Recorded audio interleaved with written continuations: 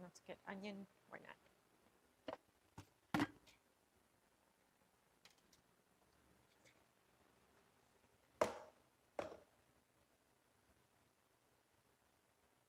We're live? Wow. Okay. That is great. Hi, everyone.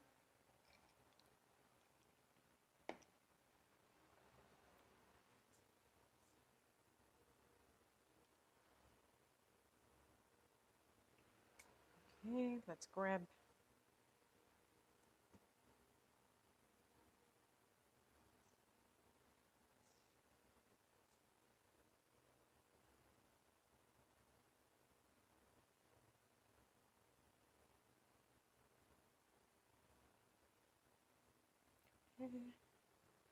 Let's get parchment paper ready.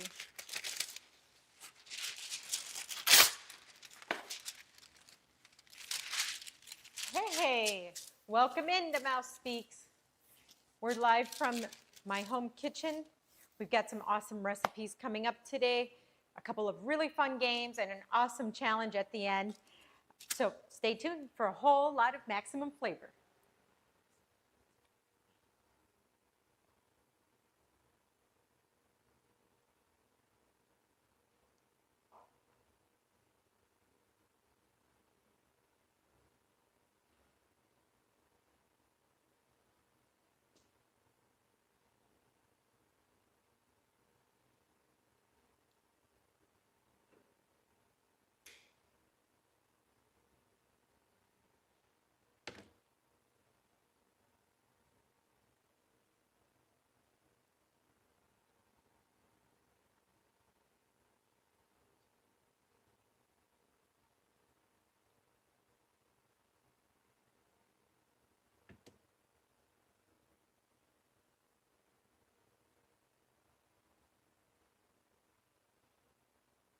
Okay, so then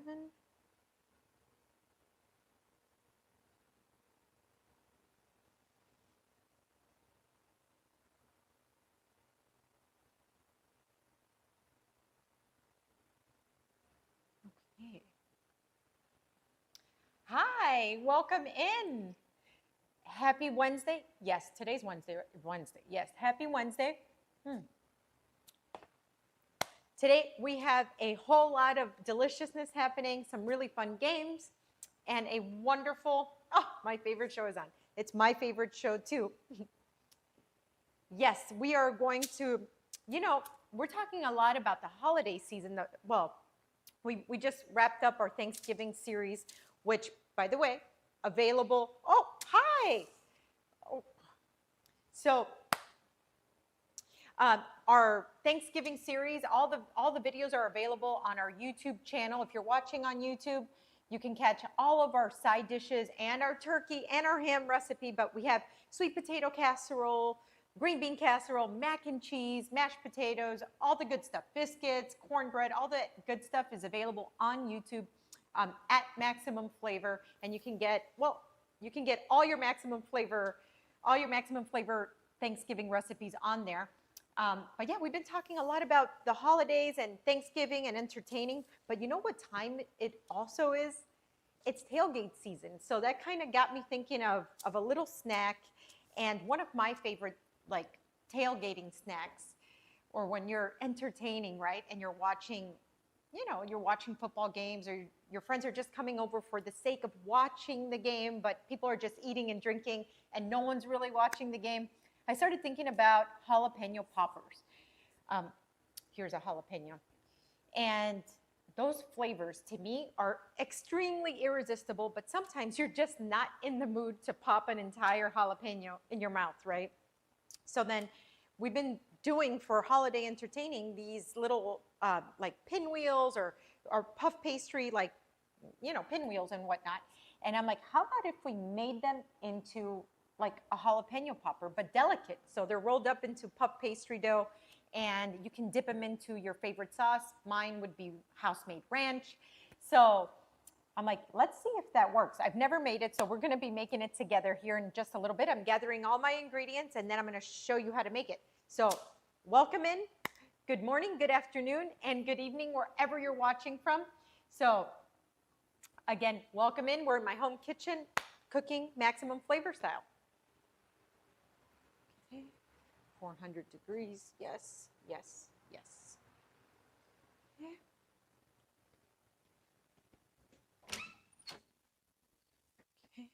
Okay. If I was dill, here.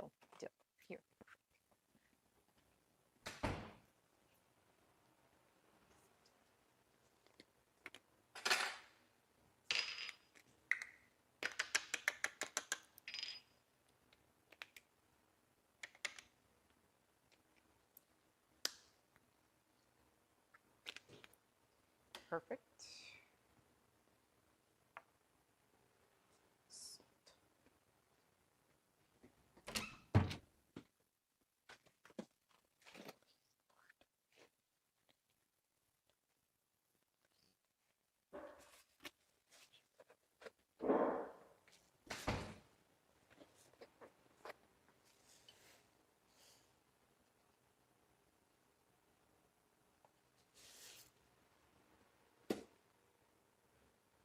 Okay.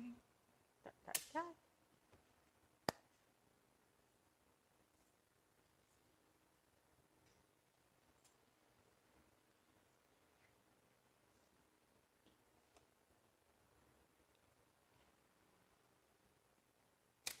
All right, guys. So today I am actually drinking an Arnold Palmer, but not with vodka in it.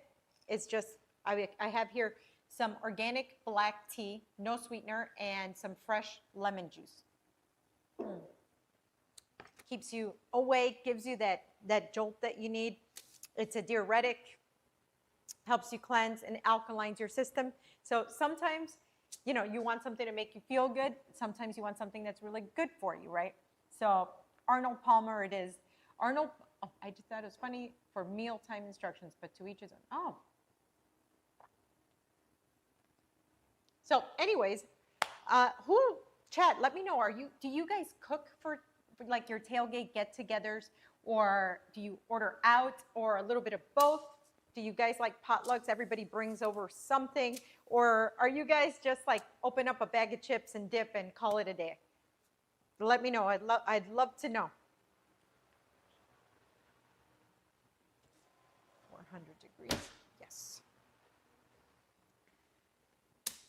All right, so I have here some parchment paper. I'm going to set that aside for right now because that's for when we work with the dough.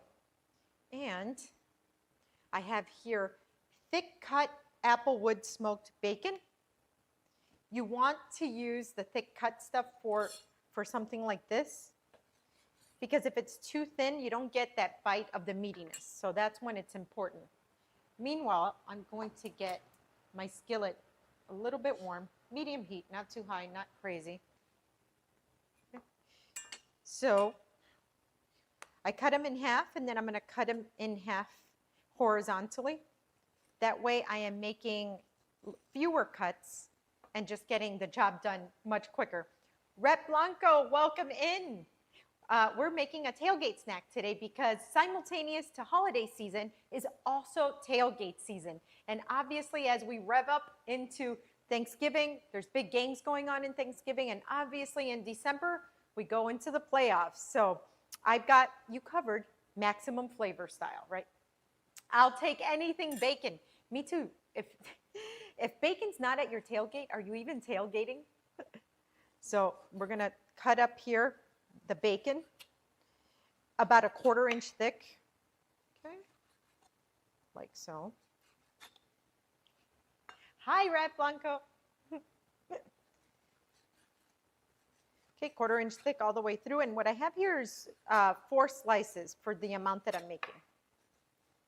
And this is just a few ingredients, extremely easy, but so much flavor and so much like irresistible flavors. The flavors that you want, when you're tailgating, a little bit spicy, a little bit smoky. You want cheesiness going on in there.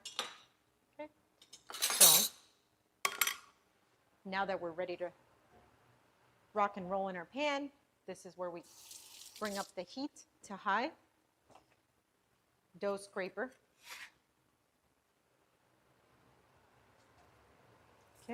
dough scraper works. Now I'm going to clear my cutting board because that was pork product.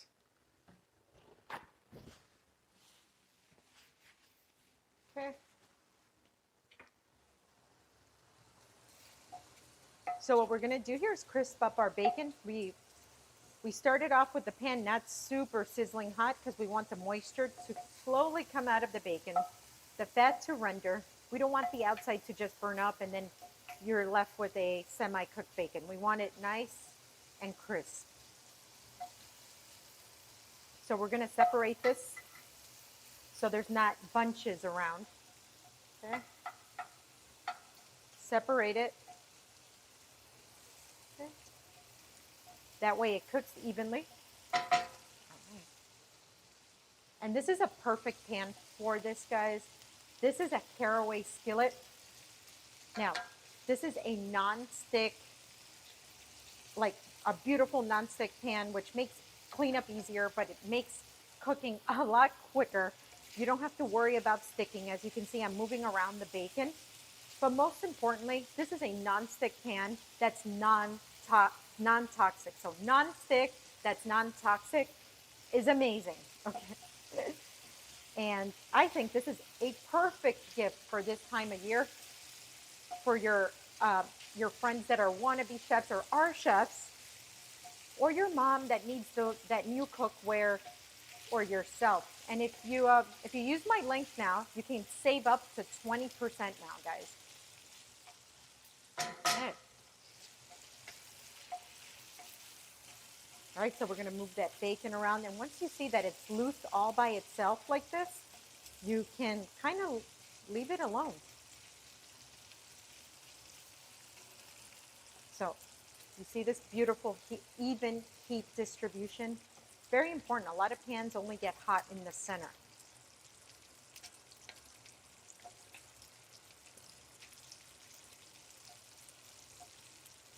That is awesome. Okay, so we're going to let that work. Okay. Okay, what's the difference between using butter and ghee? Okay, well, butter and ghee, not much difference that using butter and ghee, but what's really important is the difference between using oils and ghee. So it's just a preference thing. Ghee wasn't really even used too much until recently. So I just think that, number one, everything in moderation is good. But when you're cooking, ghee is great because it has a high smoking point. Okay. But you just want to know what fats or what oils you're using for what. So, for example, now they're saying like canola oil or vegetable oil is bad. Okay. But if you're using it for what you're supposed to be using it, which is above 350 degrees Fahrenheit, you should not be absorbing that oil. When you fry in a high temperature, you do not absorb the grease. Now, if you're frying in a low temperature, you are. So it's the same as peanut oil. Peanut oil can go really, really high. It's one of the highest smoking points. But when you're deep frying something at that high temperature, once it's removed from the oil, it's not greasy. So your technique is wrong if when you're coming up, you know, you're coming up from that oil. If it's drenched in oil, it's a temperature issue. Okay, so this is what you want to see right here. Oh, we're not on here. Okay. Meanwhile, let's grab some onion.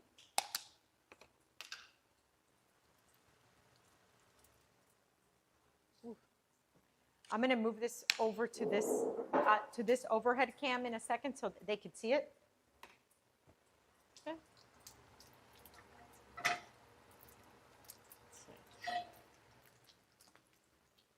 Overhead. Okay, so this is what you want to be seeing right here, okay?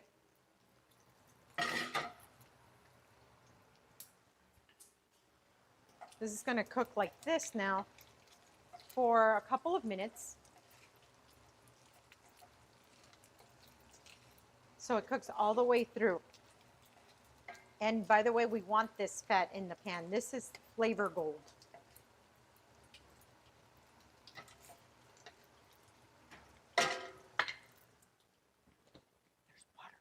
It's just not cold. I forgot to put them in. Okay. Okay. So now let's work with our jalapenos. If you want it really spicy, don't worry about this next step. But if you want to mitigate spice or something being extremely like, this is what you do. You take off the top, like so, so the stem right here, and then you roll your knife, okay? You roll your knife, pressing downward flat, and you roll out your jalapeno. This removes the seeds, okay? You see this? In one swoop, I'm removing what makes a jalapeno really spicy. And those are the veins, the core, okay, and the seeds. That's where all your spice lies.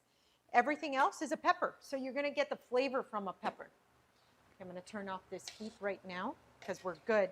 And there's gonna be more cooking in its own fat right there, okay? So I'm going to make batonettes, which means little matchsticks, okay? Little matchsticks, as thin as possible. Now, if you want that big, oh, hi, Nai, thank you for subscribing. Cries of Mankind, how's it going? Hi, great, how's it going? Welcome in. We are doing a tailgate recipe or a tailgate snack that kind of doubles for great entertaining. You don't need to use it if you're watching football or not. It's just a delicious little snack. You can also use it, you know, as a Thanksgiving appetizer. I was just thinking, this morning I was thinking, I'm watching a super messed up movie. Ooh, which one? There's a lot of those out there. This morning I was just thinking, hey, okay, we're talking about entertaining recipes, and we're talking about Thanksgiving, we're talking about Christmas recipes, and I'm like, you know what else is going on? It's tailgate season, guys.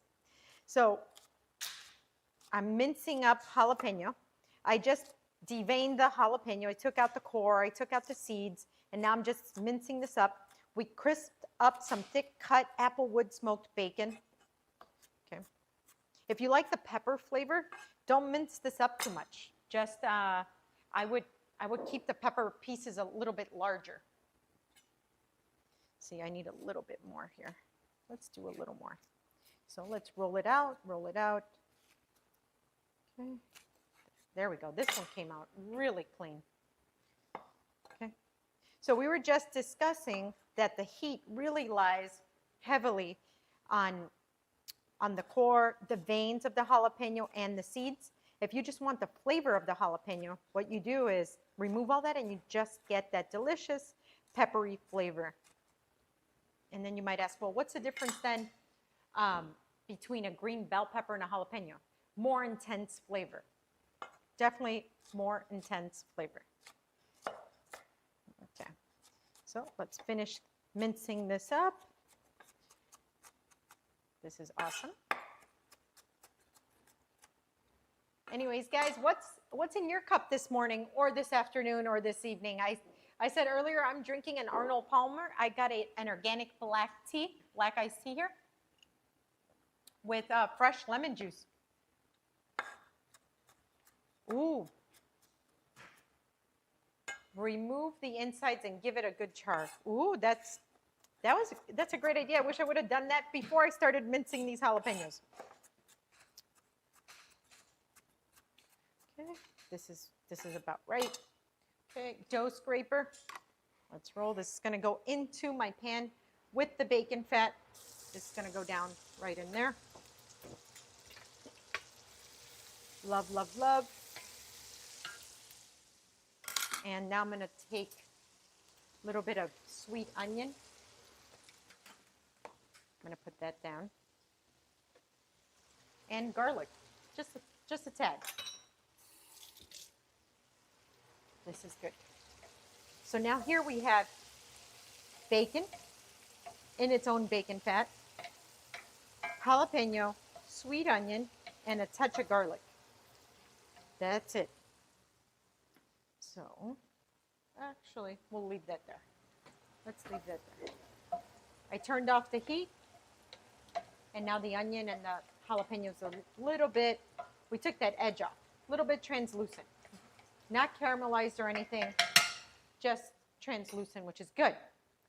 Okay. I've seen some messed up things, but this movie takes a cake.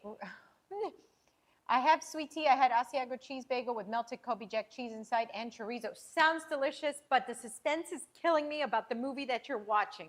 Can you please tell me what movie you're watching? Okay.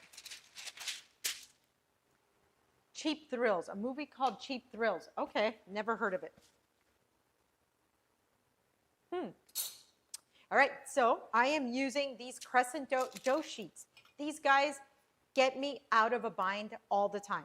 When I'm thinking of something quick to whip up, we've done caramelized onion, fig, and goat cheese before. We've done like little pizza pinwheels. I'm sure you guys have all done that before as well. Let me see.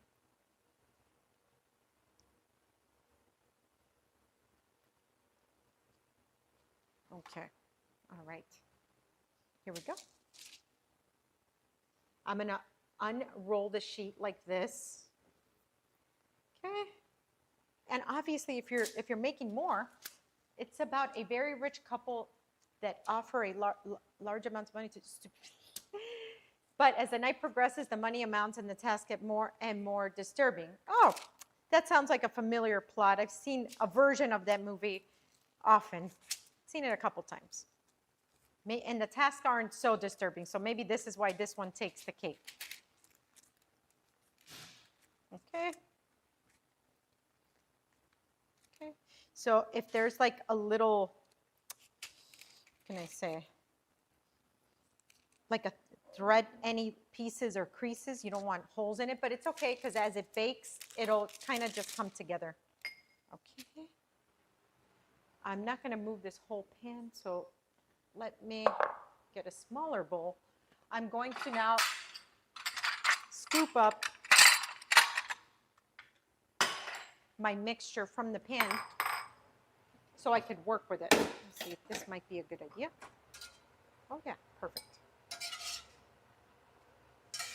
I don't want all the oil. I want some of the oil, but not all the oil. There's so much flavor in this. Imagine bacon, jalapeno, onion, all of this. So good. And so much more delicate to eat than biting into a whole jalapeno. I always think when I'm entertaining, how would my guests feel? Sometimes you have a drink in hand, you're having a conversation, you're greeting people.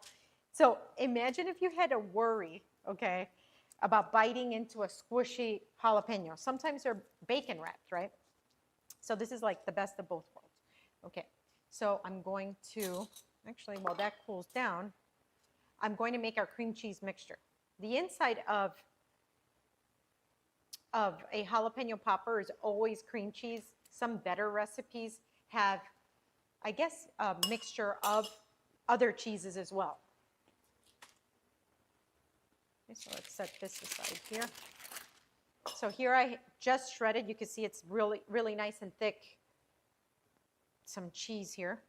I got Colby Jack and cheddar. Let's see. There we go. Let's do that. We're going to have to get our hands in there. Ooh. Ah. Okay, I could see why that takes the cake. Yeah, that's too much for me. Okay, so let's mix the cream cheese with the shredded cheese. You can use whatever, whatever your favorite cheeses are, by the way. Now, the cream cheese is what's going to melt really nicely, and it's going to bring together the bacon, the jalapeno, all of that. Okay, so the way that you fold the cheese in like this, okay, is kind of like how you knead bread. Okay. If you want a little edgier, like cheese, feel free to use goat cheese as well. This would take the place of the cream cheese, and it adds more flavor for those of you that are goat cheese lovers. But this has more of a traditional flavor profile. Have you ever seen a movie called Bitter Feast? No, actually no. Cream cheese and brie inside a jalapeno. Oh, yes, brie is another wonderful one. Yep. Let me wash my hands real quick. Only for them to get dirty again, but here we go. Okay, so this is where it's going to get a bit tricky. We're going to roll this up.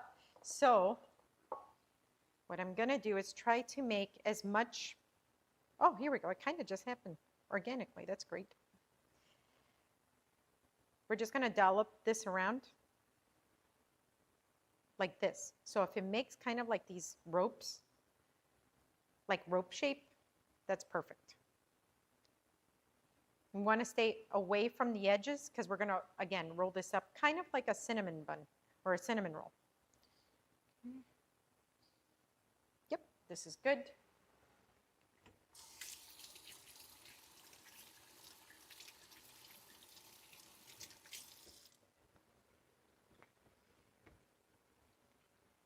Okay, let's move this. Okay, so now I'm going to take that bacon and jalapeno mixture here. Do we have the close-up cam available?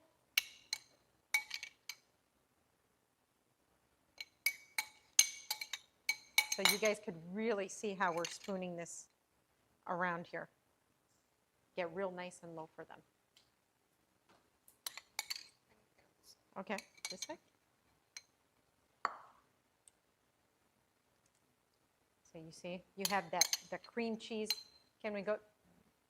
We have the cream cheese, the shredded cheddar and Colby Jack, jalapeno, onion, all of that's on there, on our puff pastry. Okay, awesome.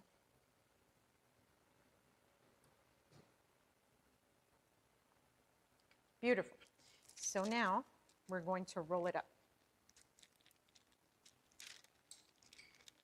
Okay, like so, and this is why working on an actual like parchment is so much easier, because if this gets caught up into your wooden cutting board or whatever type of board you're using, it's worse to like scrape up. Okay, so we kind of just press our log. You don't have to press it that much because we want this to be free form. So here I have my muffin tin. Okay. This is what we're going to cut them into, let's say 1-inch rolls. And these are going to grow and expand and goo all over. So we're just going to put them right into the greased up muffin tin. And then you want to make sure that you kind of open up the top. Because as we run our knife through this, we're squishing it. So we want it to kind of stick to that circular shape. Oh yeah, this is awesome.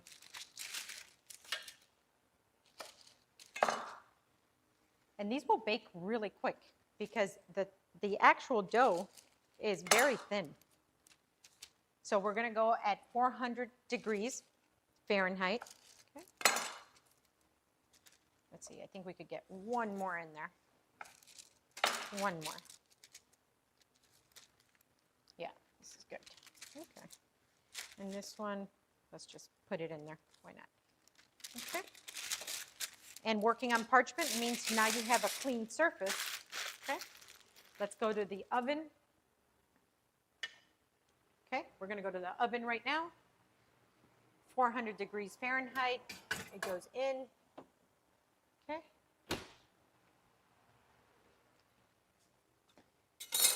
All right, now meanwhile, that's going to bake. I want to know, guys, chat, let me know what's your favorite dipping sauce, okay? And I mean dipping sauce for fun snacks like this. I think ranch is king. Some people love honey mustard. Some people love ketchup. Some people, I mean, let me know. What do you really enjoy dipping your stuff in? And I mean chicken tenders. I mean fries, cane sauce. Oh, well, now we're getting super specific. Blue cheese. This would be super good with blue cheese, actually. Korean, Mongolian barbecue, buffalo.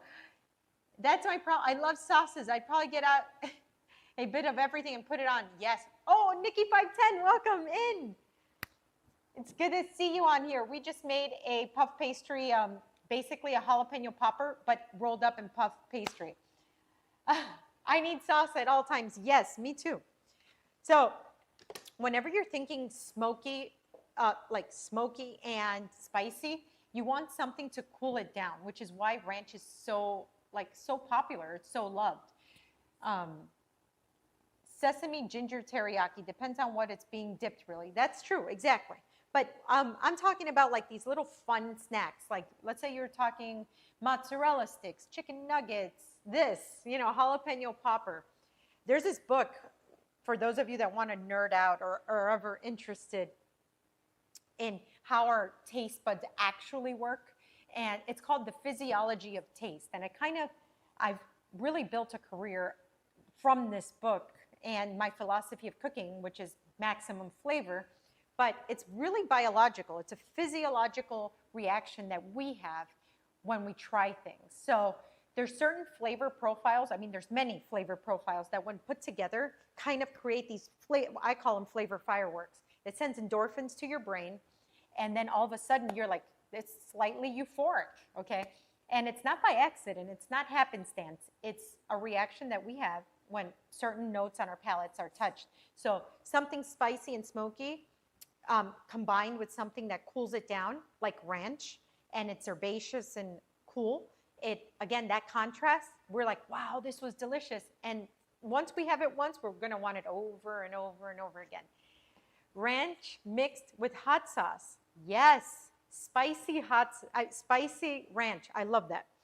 So speaking of ranch, let's make our own ranch right now. I have here some buttermilk. Now you can make ranch however you feel like making ranch, okay? Ranch and barbecue. I've never tried that, but I've seen a lot of people do that. We'll start with a little bit of buttermilk. I've seen a lot of recipes for ranch that are strict buttermilk. I have some that are sour cream, creme fraiche. I'm adding a little bit of mayonnaise to my buttermilk. I need a little bit more body in mine. So buttermilk and mayo is the perfect mixture for me for ranch. Then I have my ranch seasoning. Okay, use your favorite ranch seasoning. Onion powder, garlic powder, dill, parsley. Okay. I like a little extra dill in mine because that's the actual cooling spice that's in there. That's what makes ranch ranch, if you will. Okay. I'm gonna need a little bit more buttermilk on here. Yeah, just a little bit more. I like it a little thinned out. Okay. Okay. I love, chat, I love all those variations of ranch that you guys gave me. But the first one I'm gonna try is gonna be barbecue ranch because I've never tried that before. For steak, I like to mix garlic butter with a runny egg yolk. Yum, yes, yes. Okay, so let's give this a try.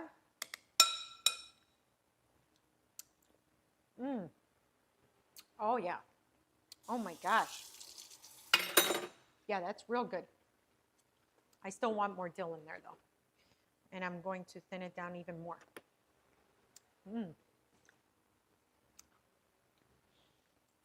Chat, and for those of you that love ranch, can you let me know what's a more important flavor profile in your ranch?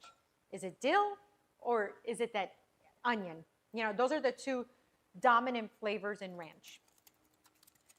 The onion powder that goes in, so you want to use a good quality onion powder or maybe one that's not been on in your pantry or in your cabinet for years and years. Let's see, where did I put that? Where did I put my dill? Here we go, a little more dill, and now I'm going to add a little bit of fresh parsley as well. Yeah, spices, dried spices in general they kind of die out the longer they sit in our pantry. Even if we never opened them before, they'll just get less and less pungent or less and less flavorful. So when a recipe calls, as an example, a tablespoon of onion powder, if that onion powder has been sitting in your pantry for 2 years, you're going to need a whole lot more of it. Fresh parsley, just because we want that herbaceousness. Let's wake it up.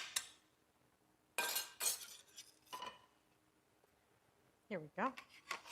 Definitely the dill. Yep, it's the dill for me. Here we go.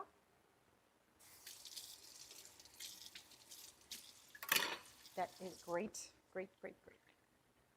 Clean this up.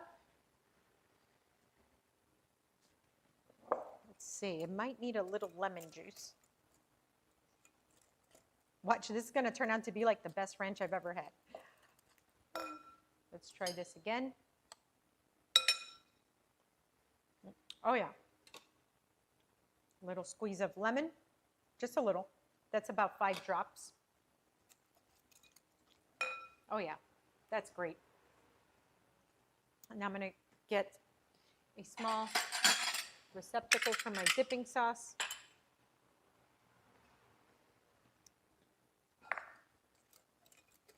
Sometimes I'll make hot ranch and cut up the scorpion pepper and throw it in. Scorpion pepper. Oh, I'm afraid of any hot sauces or pepper names that start like that. Ghost pepper, scorpion pepper. We did a hot sauce challenge with my kitchen fairies, also known as my producers, and it was pretty bad. They ended up having a hot sauce that was like level 10, which is all too much, and they did like a whole swig, a whole shot of that hot sauce. I think that game you could buy that on Amazon and play a game. Oof. But is scorpion pepper worse than ghost pepper? I'm not familiar with it. Okay, let me know. Okay, so now I'm gonna get, let's see, I think I want a wooden plate. No, let's see.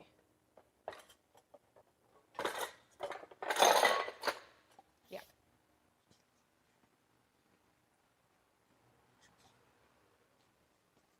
Okay. Okay, so anyways, guys, what's in your cup this morning, this afternoon? I told you I'm drinking black iced tea, no sweetener today, and fresh lemon juice. It's a play on an Arnold Palmer, or what I like to call a less fun Arnold Palmer. If I had sweet tea, vodka in here, it would be a fun Arnold Palmer. So, okay, let's check. There's only been a few minutes, but believe it or not, our pinwheels are probably close to being done. Scorpion peppers are supposed to be a little bit hotter depending upon the variety you use. My second cup of coffee, yes, mom life, second cup of coffee. I've already had 2 cups of coffee. Hotter than ghost peppers. Lord, okay, I can't even fathom like having something hotter than a ghost pepper.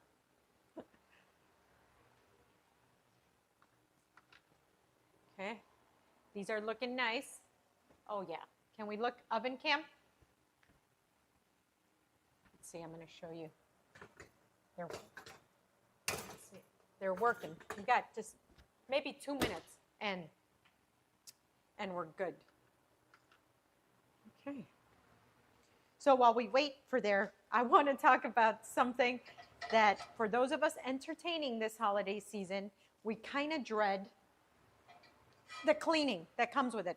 Overhead cam, I'm going to show you the importance, okay, of working with a non-stick, but this is awesome because it's non-toxic. So we crisped up some bacon. We cooked onion, pepper in there with the bacon, okay, and a little bit of garlic. There's nothing stuck to this pan. And so now while we're waiting for our little pinwheels to finish cooking, I'm going to wash this pan. And I'm going to attempt to do this now because I know I could probably wash it in under a minute. Okay, so we did this challenge already, but I want to do this again so you can see what a time saver this is and what an awesome pan our friends at Caraway have really created. So Let's go. I'm going to start now. Let's see. Soap goes down. Sponge to sponge. Soap.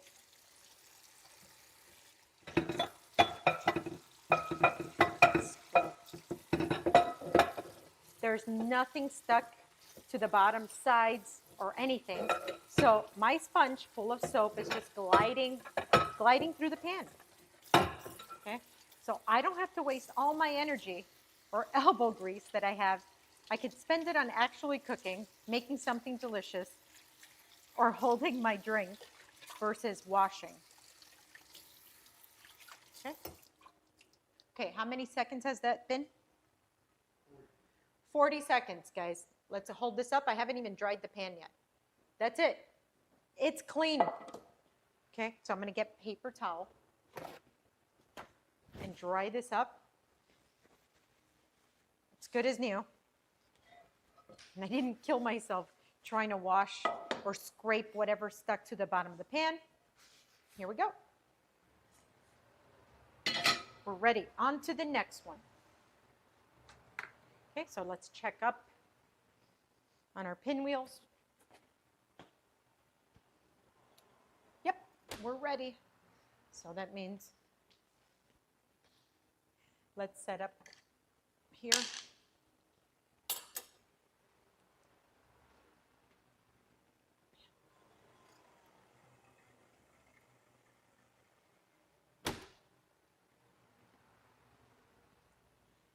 Check this out, guys. This is amazing. In just a few minutes, we have created an awesome tailgate snack. Okay, but not just tailgate. Again, if we're hosting, this is a perfect bite. Tons of flavor. It's cheesy, it's spicy, it's smoky. It's all the things. I'm gonna just clean the oil that's on the outside here. Oh yeah. Let's record this because this is just too good. Oh yeah.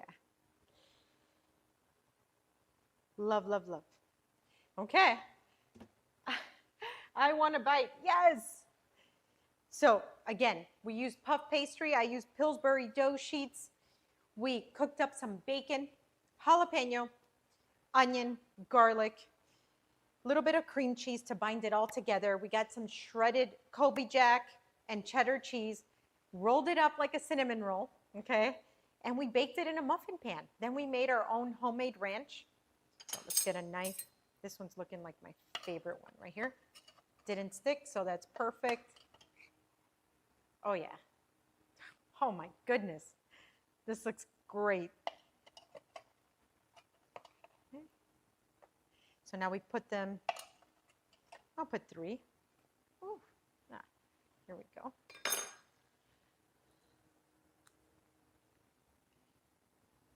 That's it. We'll save the rest for the team after. I'm going to show you guys up close now in a second.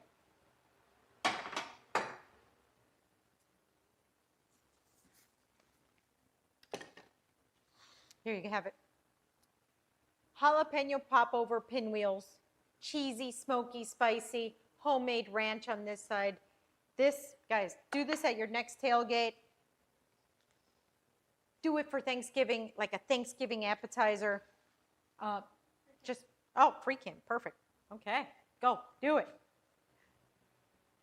Yes. Pillsbury dough sheets, crispy applewood smoked thick cut bacon, jalapeno, onion, garlic, all wrapped up with cream cheese, Colby Jack cheese, cheddar cheese, and you got that good dippage with our homemade ranch, okay? That's a tailgate done maximum flavor style, okay? Or a Thanksgiving appetizer. You're doing it again? One more time. All right, let's do it one more time.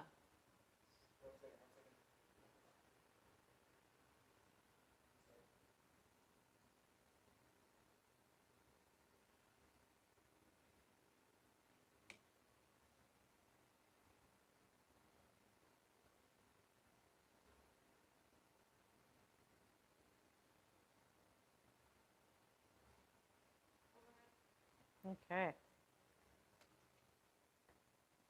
Okay, so let's talk back about the benefits of drinking black tea and lemon juice, guys.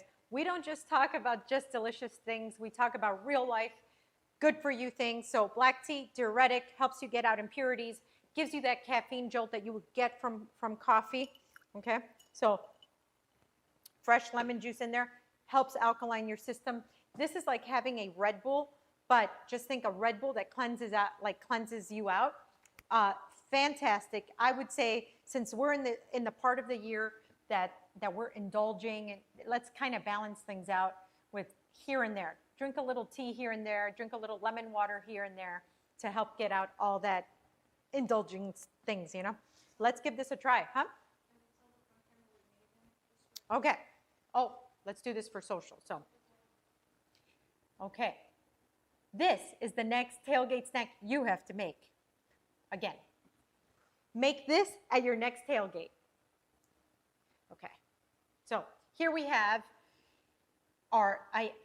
here we have a jalapeno popper pinwheel dipped in ranch. Let's give it a try.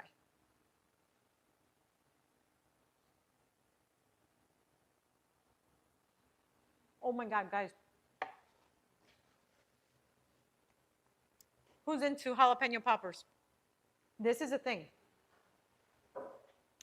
This is such a thing.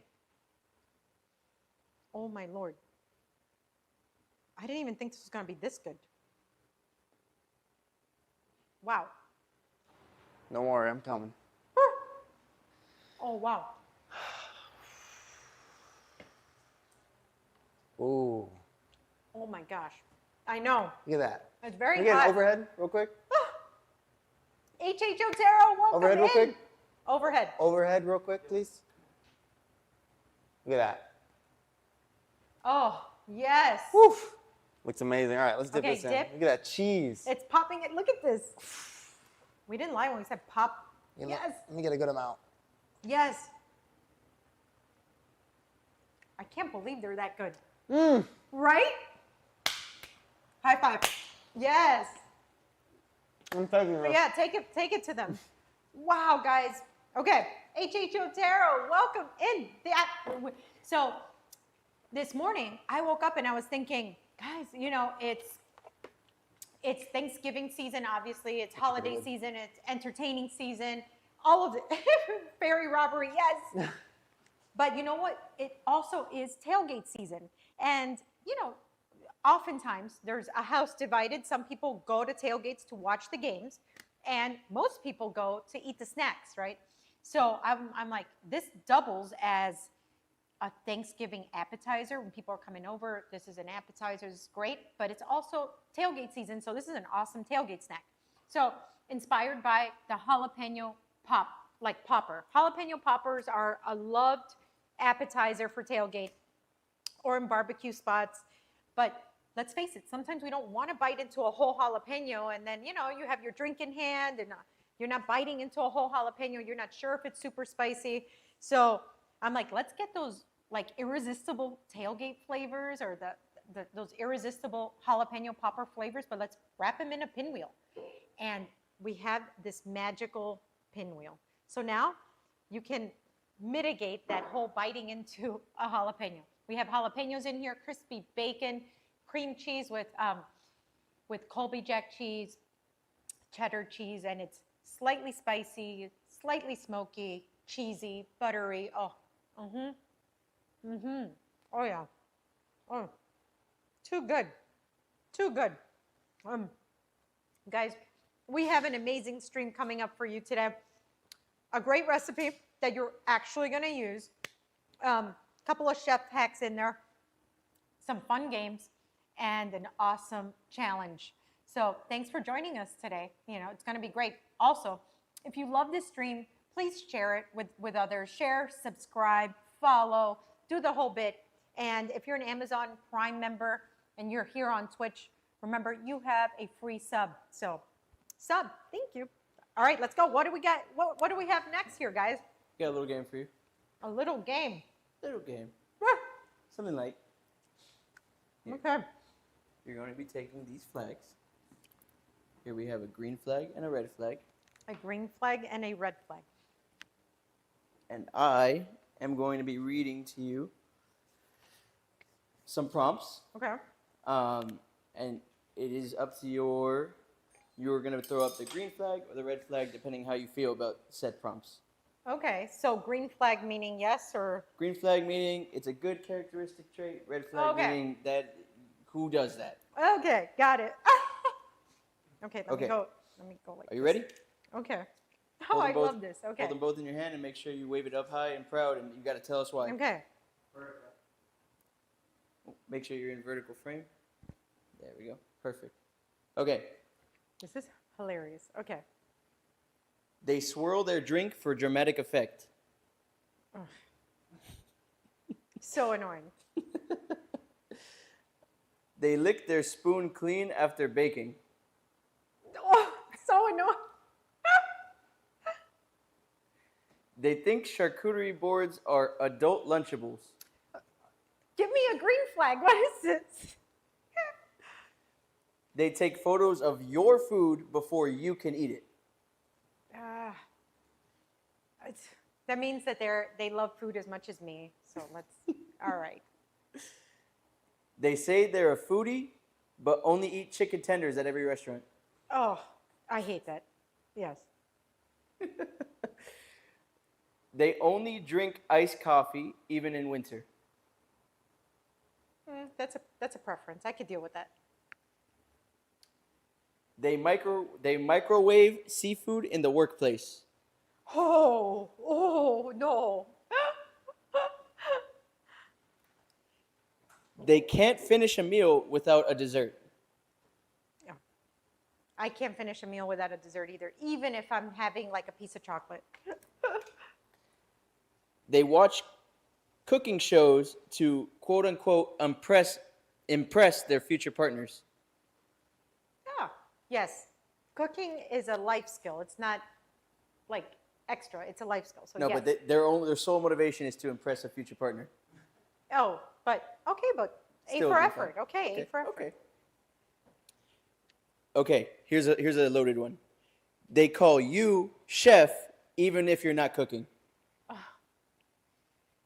That's out of respect. My parents, well, not my parents, my dad will call me chef in my house outside of the restaurant. So, Okay. They send you food videos all day. again, enthusiastic. So we share the same love, I guess. Okay, final one here. They subscribe to Chef Adrian on Twitch. Oh, green flag. Hello. Please subscribe on Twitch. Yes. Okay. Wave this everywhere. That was green flag, red flag. Oh, I love this game. That was pretty fun, Okay. right? Yeah, that was pretty fun. We should do that again. Yeah. I'm going to. It's So what's almost next? 1 o'clock, by the way. Oh, thank you for the reminder. Okay. Yeah. We're still good. So I don't know what you What's wanna do next timing-wise. while I'm eating this? We have some world records to break, apparently. Okay. Let's do the next game. This is so good. I've never finished one whole thing on the stream that we've made. And I'm going to finish this because it's that good.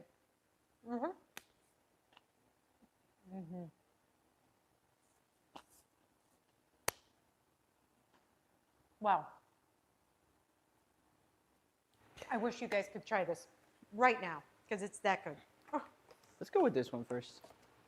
Okay, Okay. we have 2 world records we're going to be attempting to break. 2 of them, 2 different ones. 2 different ones. Yes.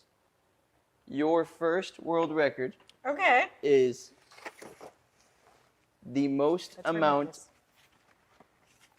Should remove that, right? Just Yeah, take it yeah. out and put it in leave it in the carton.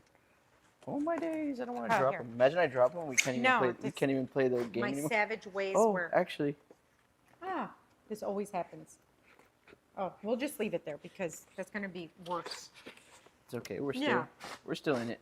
Okay. Okay, so here we have 1, 2, 3, 4, 5, 6, 1, 2, That should be 30. 30. No, is it? Yeah, 5 times 6 is 30.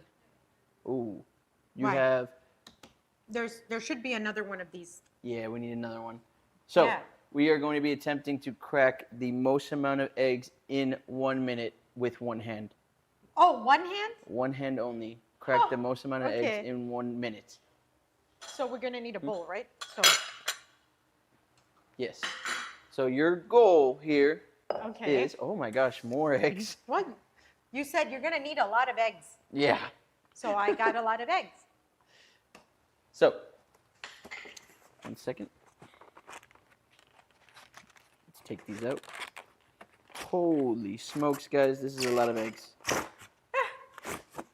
Oh, one of them came broken again. Anyways, Okay. egg test. Ecstatic. That's great. Okay. Okay. How do you want to do this? So Do you have a I'm. preference for where they're at, like layered wise? No, I'll move them. Don't worry. Okay. It's gonna take. So, you have to crack as many eggs as you can with one hand in 1 minute. If you get any eggshell in this, that is a null and void challenge. You lose the challenge. 1 minute is on the clock. Okay.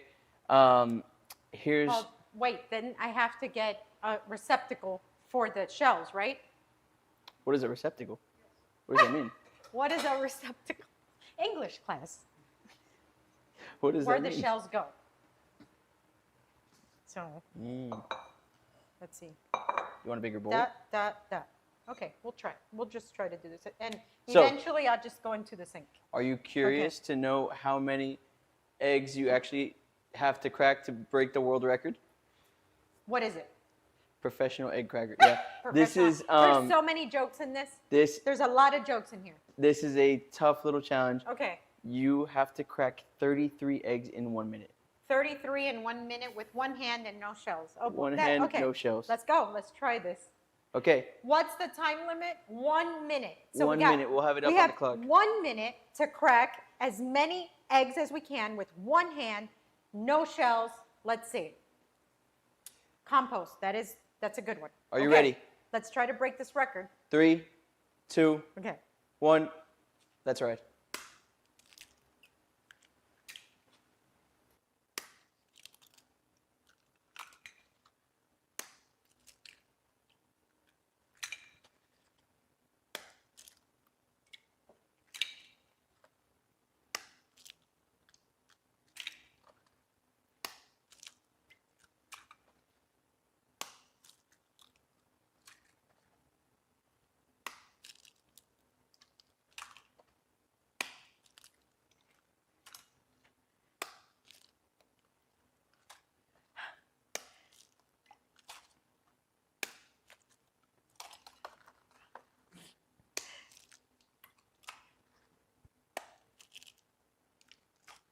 Ah! Damn! There it is. The eggshell. The eggshell got you. The How many egg- did you even get before? I don't know. Oh Not my. even 10, probably. Yes, 10. You had about 13 on there. Ah! But there was 15 on the clock No! left. 32 is that crazy? That is crazy without shells and What do one you- hand. Who do you I need think? to try this again. I'm competitive. This is gonna ruin my whole day. You want to try it again? Yes. We can try it again. Let's go again. I need to at least give this one more shot. Okay, we need to save this because this is too many eggs. Too. Giant omelet time. Somebody said excellent. Die Hard Medicine. Hi, welcome in. We're trying to break a record, and I just got caught at what was it? 13? Did you say 13? 13. 13 eggs. 13 eggs. Ew. Chef is making eggs for days after this? Yes, honestly. We're going to be doing something with eggs. Egg something. Creme brulee, people. little creme brulee action. Eggnog. What do you think oh, that's hilarious. What do you think the guy who broke this record, his profession is? I don't know. He's got to be some kind of baker, right? Or No, bakers maybe a aren't out there breakfast trying cook? to. They're not trying to be cracking eggs with one hand. No, it was somebody in the kitchen. Okay. I looked it up. Okay. I need to Well, double we check need to this. double check that because I'm very curious. Let's go. Let's Yeah. try this again. I need. When- Let's see at least. No. Oh, wait, sorry, I wait, moved this wait. for no reason. Let's get this out of throw Yeah. this away. for you, Okay. So we can attempt this Ah, again. Excuse me, not. Okay. One more. I gotta get this out of my system because I won't be able to focus after this. Let's try for a personal record. Let's try to get more than 13. Okay. Let's go. That's what I mean. Okay. Start again. Are you ready? All right. Go. 3, 2, 1. Let's get cracking.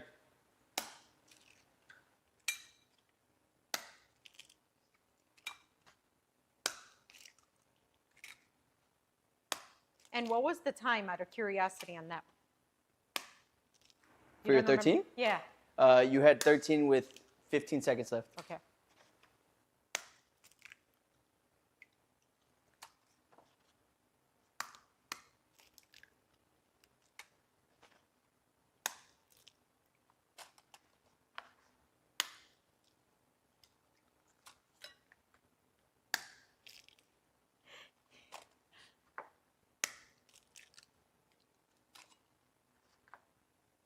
Oh, that didn't go in, so thank God. Okay.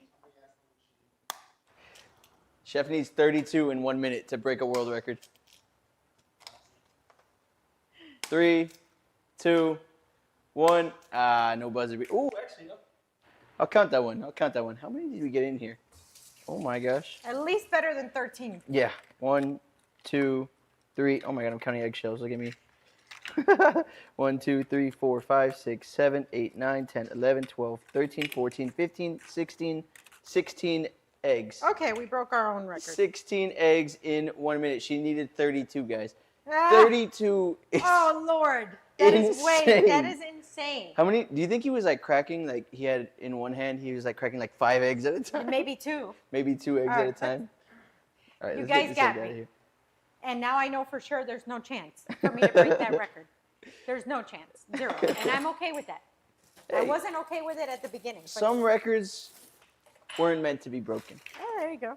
But I think we have one that I'm fairly confident in you that you can achieve Really? this next one. Yes. We have scoured the entire internet in Okay. search of this. I had Okay. to we went back to our drawing board in our office, Uh-huh. the producers and I, and we said, "Hey, we want to break a world record. We want to go in the history books as the first live streaming chef to break a world record." Okay.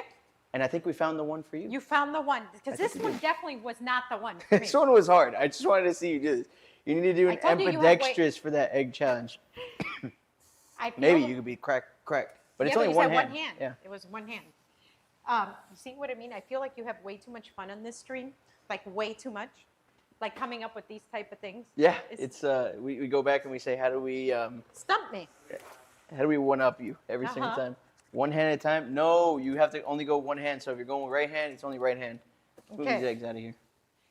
Okay, so Sorry about this. let's go. Okay. Let's see what you guys got up your sleeves for this one. So Okay. for our next challenge, let me just get things lined up. This is already good. When you start off with donuts like this is already fun. Okay. I like what you're working with. We have scoured the internet all over to find a world record that we want to attempt and accomplish on this live stream. Okay? Okay. So, the one that we found is the world record, and this is going to sound very silly, Okay. but the world record for the most amount of donuts stacked in 1 minute blindfolded. Look it up, guys. It's a real, Okay. it's a real world This is record. real, or are you trying to make me look stupid? No, this is a real world record. They did it on one of the late night talk shows. too. Okay. Did it with the Guinness Book of World Records So lady. stacking donuts Blindfolded in 1 minute. What is the record? What's the record? The record is 9. So in front of you, we have 12 Krispy Kreme donuts. Okay. Now, as you all know, not every donut is created equal. Right. So it gets a little bit challenging. You have to feel it out with your hands. So I could use both hands? Yes, you can use both hands. You're just not Okay. allowed to use your sight. So Okay. if you want, you can get them out of the container, and then we'll move the container for you. No, let's leave them in the container. Because I Really? feel like it's easier to grab. I'm blindfolded. I'm just worried about framing wise when we go. Oh, main. so you want to Yeah. make it more difficult for me? Yes, Got yes. Well, not difficult, but you know. it. 9 is lightweight. No. 9 is lightweight, but Look you at know what's this. crazy is that the record is 9 for an adult and 10 for a kid, A kid. which okay. is kind of crazy, but you know. Anyways, let's look at the mainframe and let's do the intro for this. Okay. We are going to be attempting to break a world record. So let's break a world record. One more time. Let's break a world record. Okay. Let's have the timer go to 1 minute. Let's put the time up when we can. I'll count you down, Adrian. Remember, you have to let me fix my makeup after this. We'll do. We might attempt it 3 times. We'll see. Yeah. Okay. Are you ready? Wait, let me feel. Okay. Now I know where I'm at. Okay. Okay, let's break a world record in 3, 2, 1, go.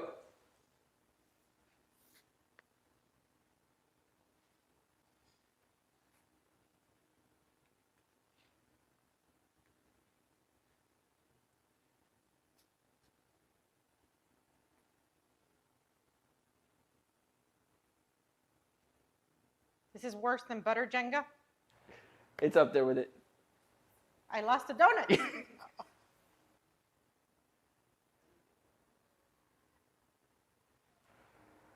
Now, for it to be a world record, it needs to stand on its own 4 or 5 seconds. Ha, I already ruined it. Feel it out. Feel it out. Come on, no.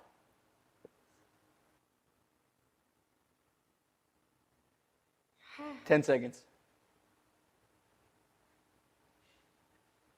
5, Come on. 4, 3, 2. No. What did I even have? You had about 11 on there. Oh my God. There's no way. You can't do this. You want to do it again? We can do it Okay. again. Let's go one more time. You guys when this stream is over, you're going to catch me over here practicing this type of thing. Like done. We're shooting for the world record today. I don't care how many times we're going to do it. We're going to get that world record. You know what it is that they're not flat. Yeah. Not So- all donuts are created equal. There's no way. Okay. Here we go. I'll count you down. Let's just entertain the thought of this, but this is not really a thing. Okay, hold on. Let me feel my way. Ah, okay. All right. Let's break a world record in 3, Okay. 2, 1, go.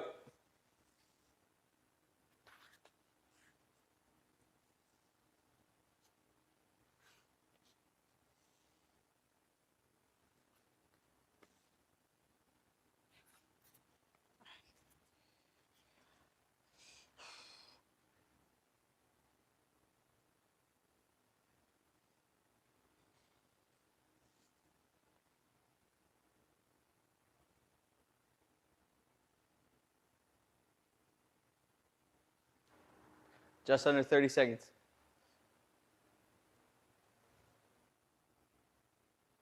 Touch.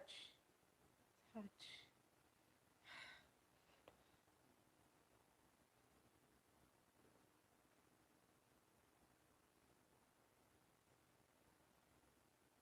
No! All right. Damn. Okay, that's it. You don't want to try it world one more records time? for Adri today. Well, what did I even have? You had 10. No. That was the 11th donut that fell. I thought like I had a reference point. I had my finger as a reference point. How did that happen? You gotta hold them together and make sure that they don't fall. And then Okay. center yourself from the base up. I can't. I think you can. Let's go one more. One more? One My more. nerves are rattled now. I'm We like can do this. I can't. This is guys. When you get this, don't worry. We're calling the Guinness Book of World Records. They'll be over here. If I find out that this was BS and you guys were just having fun with me, Oh, fake world records. Here we go. Last attempt. Wait. Are you ready? I gotta get. Okay. The final attempt. Let's Okay. break a world record in 3, 2, 1, go.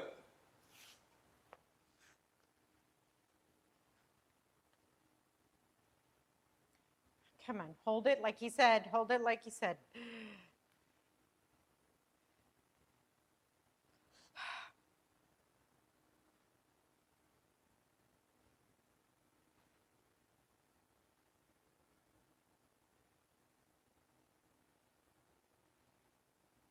Come on. Don't. Where are they? What's the time? Just under 30 seconds.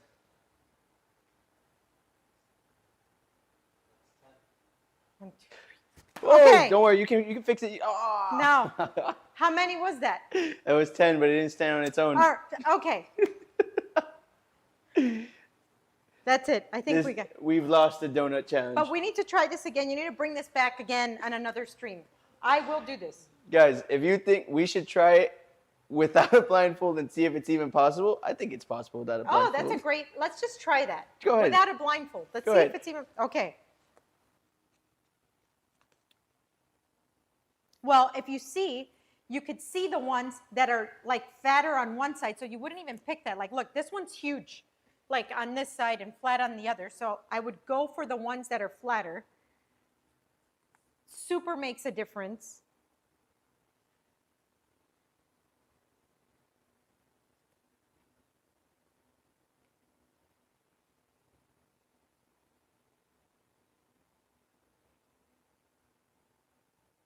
What do we have here?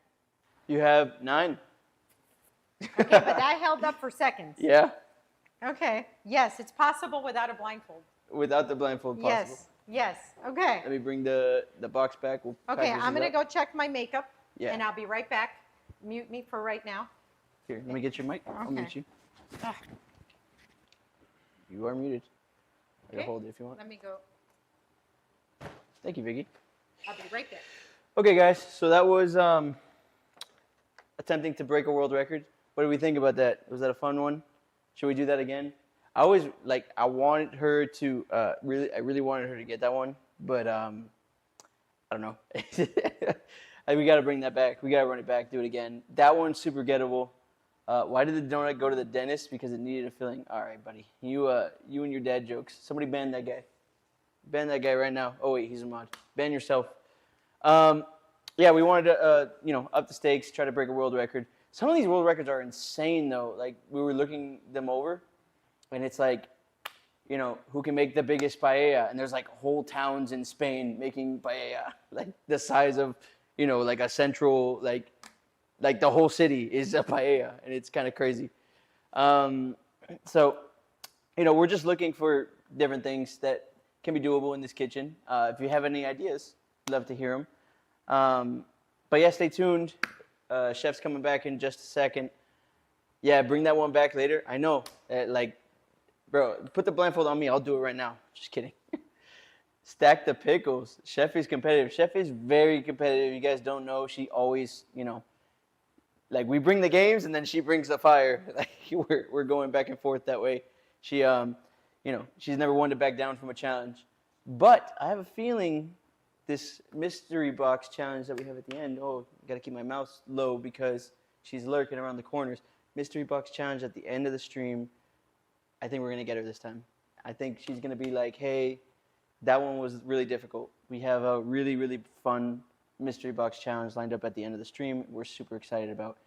Anyways, other than that, we have, some games, and, we're going to get to her maximum flavor recipes, and, it's all good fun here in the stream. If you're enjoying it, guys, please drop a like, send it to a friend. A challenge can be what she makes with all those eggs. Yeah, that could be a challenge. Or we just go egg somebody's house. That'd be also a fun challenge. Wait, Halloween already passed. We can't egg anybody's houses. If she's asking to bring it back, she definitely wants to break it. Yeah, she's going for it. We gotta get a world record on the stream somehow, some way. Also, I like the idea of giving her a fake world record and just really messing with her. That'd be. You know what I've also thought about too? Like I was thinking about this yesterday when we were in the office planning on what we're gonna do for the week. I was like, what if there was a way that I could challenge her to a cook-off, but then I have like her sous chef in my ear the whole time telling me what to do. So I'm like blatantly. Can't talk too much. Keep that low key, guys. Keep that low key. Okay, how do I do this? Oh, I'll turn it back on for you. Here. Good. Okay. You're on. Okay. So then, what's next, guys? I think it's maximum flavor lifetime. Ooh, hold on. Don't throw me the apron yet.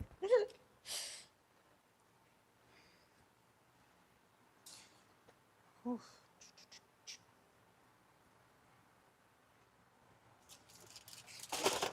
Okay.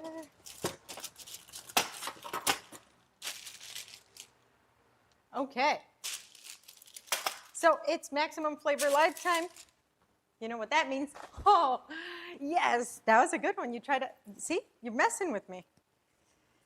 All right, I think this is definitely, it might be my favorite part of the entire stream because this is where I get to share with you guys real life recipes that you're really gonna use, okay?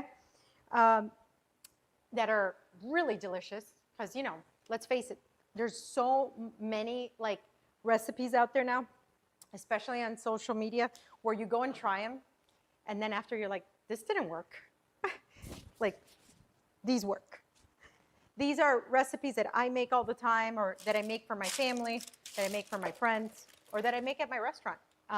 But these are great for meal prep. Today, we have, I'm like, where did my tea go?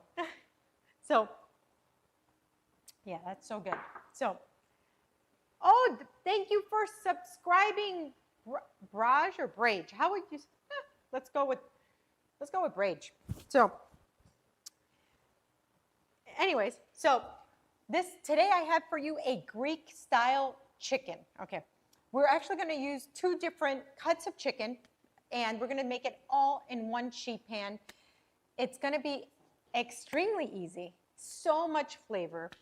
There's going to be enough left over for you to save for a couple days, so there's enough for dinner and then enough to pack up for lunch, or for you to meal prep it and have it for lunch Tuesday through Thursday if you want to, or any 3 days. So we're going to start off with 1 sheet pan. 1 sheet pan here. I like to line it up with parchment paper for love sheet pan recipes. So do I. I really enjoy sheet pan recipes. Not only is it like mentally, you're like, I'm throwing everything in one pan. It goes in the oven. I can forget about it for a few minutes. I can do something else, set the table, put in a load of laundry, do something, right? And then pull out the sheet pan. And that same sheet pan is what goes on the table, and have at it. So I love the way it looks. I love how it cooks. I love how it looks. Cooks. I love how it looks. I love how it cooks. I like that. So Greek flavor profile, extremely flavorful. We're going to do a riff kind of on the Mediterranean diet, okay? So lots of garlic, lots of lemon, and lots of olive oil. Good extra virgin olive oil. So here I have in smoked paprika, not sweet paprika, smoked paprika and extra virgin olive oil. I have here pieces of chicken breast and chicken thighs, okay, guys? So I originally was going to do this recipe with only chicken thighs because that's the juiciest, most tender part of the chicken. In the chef world, chicken thighs are known as the filet mignon of the chicken because it's the juiciest and the most tender. So, and it has fat, so it has the most flavor as well. Chicken breasts can be tough because it's so lean, but for those of you that like that, I'm like, let's do both, right? So in here, overhead, yeah, you got that. It's paprika and extra virgin olive oil. You want to make sure you use a really good extra virgin on this. And again, this is for marinating. It's not for cooking. We're going, like, it's going to cook with a little bit of neutral oil. Into that, we're going to add as much garlic as you like. I want 2 tablespoons of garlic in here. And you can add more if you like, or you can add less if you like. Ooh, here we go. A lot of fresh lemon juice. Okay. There we go. Get that in there. Oh, yeah. And we're going to actually use more at the end as well. You'll see why. When you want to get a lot of juice out of your citrus, you kind of just cup it like this. Okay, and then you spin it as if your fingers were the actual like juicer. Okay. Okay. Next, fresh oregano. You can use dried oregano if you don't have fresh oregano, but fresh oregano just has like a ton more flavor, and it's a different dimension of flavor. It's just a little bit more perfumey, really. Okay, so that goes in. And you're gonna need more than if you use dried, because dried herbs are much more pungent. They're pungent, they're stronger, but the fresh herbs just are more well-rounded, and you get more of the flavor profile, if you will. Okay. Here we go. Well, we might use a little bit more after that. Okay. Now, a little bit of that dill. A good amount of salt goes on here. Kosher sea salt, okay? Okay. Now, we're going to mix this up. I'm going to add crushed red pepper flakes as well. And then we're going to add the lemon zest. You can add this later or right now if you'd like. Okay. Here we go. Oops. I'm going to grab a little bit of those crushed red pepper flakes. Here we go. I do like this recipe a little bit spicy, but you don't have to add a ton of the crushed red pepper flakes, but I like that subtle heat, especially because we're serving this with potatoes. And when you get like the potatoes with a little bit of that spice, that's awesome. Okay, so these lemons that we squeezed, we don't have to waste it. We just use the outside, and that's going to be your zest right there. That's great. Okay. So if you have a really nice cheese grater, it dubs as a zester as well. The other side, it's a fine mesh grater, but that's also how you get your zest. So that's perfect. Okay. Okay, so again, let's get really nice and dirty with it, because that means that you're really permeating all the flavors. You could do this step over, like let it marinate overnight, and it'll have a ton more flavor, but you don't have to, because these flavors, again, are so powerful that you don't need to do that. You could literally just throw this together. You come home from work, throw this together, and that's all you need. Okay, so now we're going to take honey gold potatoes. Okay. You can use whatever potato you like, but I like these honey golds because they're sweeter. I like to buy organic potatoes. Why? Because potatoes are grown where? In the ground, in the dirt. So if you're not buying your potatoes from a sustainable or suitable land, okay, and they're grown organically, because they're grown in the ground and they absorb everything that's on the ground, what do you think you're ingesting? Toxins, exactly. So buy organic potatoes. At least that's me. Okay, so now, so this is where you can really cut time down if you like. If I leave these whole, this is going to stay in the oven for longer. If I quarter these, this is going to stay in the oven for a very short amount of time. These will cook pretty fast. Okay. So I'm just going to in half and then in half again. So I'm basically doing a T on the potato. And when you buy these little honey golds, you only have to cut them like that, like I said, like a T. 2 cuts on each potato and you're good. Okay. So in half and then in half again. In half again. So here we go. Perfect. That you can use russet potatoes, you can use regular Idahos. Yes, those become so yummy after roasting. Absolutely. They are the best when they're roasted. Okay? Ah, no. Okay. Then, oh, here it is. I have here some broccolini. I'm a huge fan of broccolini.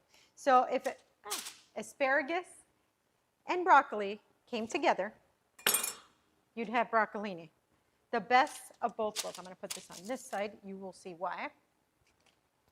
So you want these dark, leafy, carnivorous greens. They're healthy for you. Very, very healthy. We don't get enough fiber in our diets. And this is one awesome way to get it, and one delicious way to get it. Okay, so if you see, I have here, let me see, my potatoes on this side, and now I have my broccoli on that side. And that's so that all my juices can run to either side and season either side. Okay, so here I have breast and thigh, both of them. Let's please everybody. Okay. Okay, let's put this one here. Let's please them all. Okay, there we go. That looks good to me. Now we are going to drizzle with a little bit of neutral oil because this is going to cook for a while, so we don't want to break down the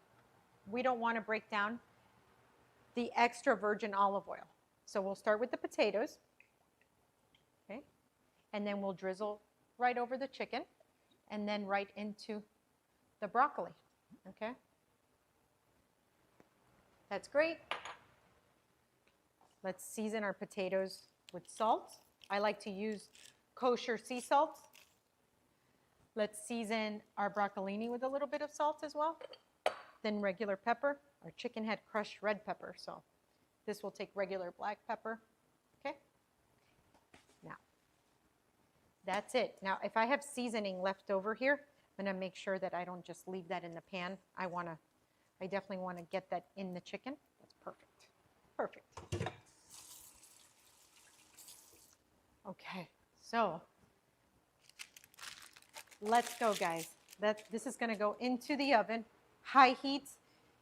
Let's go as high as we can. I'm going to put mine to anything above 450 is going to be good. If you can keep an eye on it, and let's go to 500.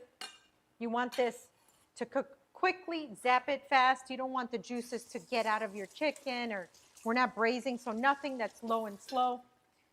Okay, so while that works, that's going to just go into the oven for, I would say, 20 minutes, okay? After that, we're going to come check it out. So producers, tell me, I'm going to clean up here. What's next here? What do we have next while our recipe comes together? So next up, we're bringing back a game that you played already. Bringing back a game, okay. Okay, so for game 3, it's wrong answers only. Oh, wait. Wrong answers only. Hold on. Pause for the cause. AJ, Chef, if chicken has bone, does time need to be adjusted? Yes. So here in this recipe, I used boneless, skinless chicken thighs and boneless, skinless chicken breast. If you have bone, you absolutely have to increase the oven time.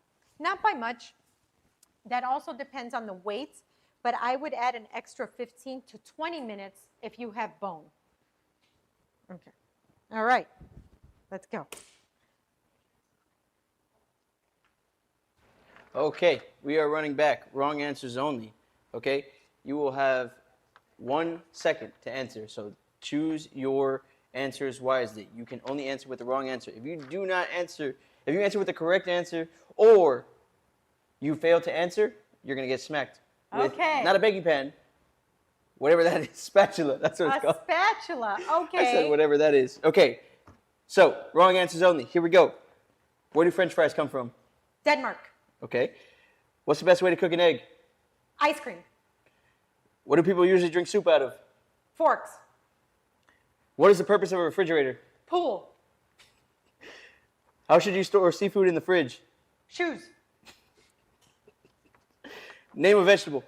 Cookies. What's the main ingredient in spaghetti?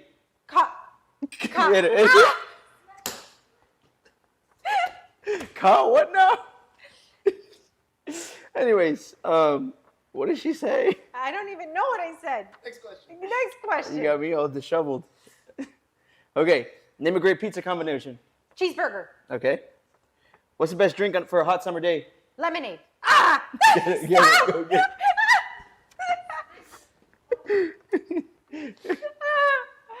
Why did I say that? What We're you programmed like this. Okay. Ready? What utensil do you use to cut a steak? Shoes. Okay. Not bad. Because I'm like on my shoe here, like, okay. Moving on to round 2. Okay. I think cookie is my favorite vegetable too. Me too. Yeah. What do you normally spread butter with? Get her, get her, get her. Get her. He's afraid to smack me. He's like, you were way harder on me, Vicky. I wasn't cooking.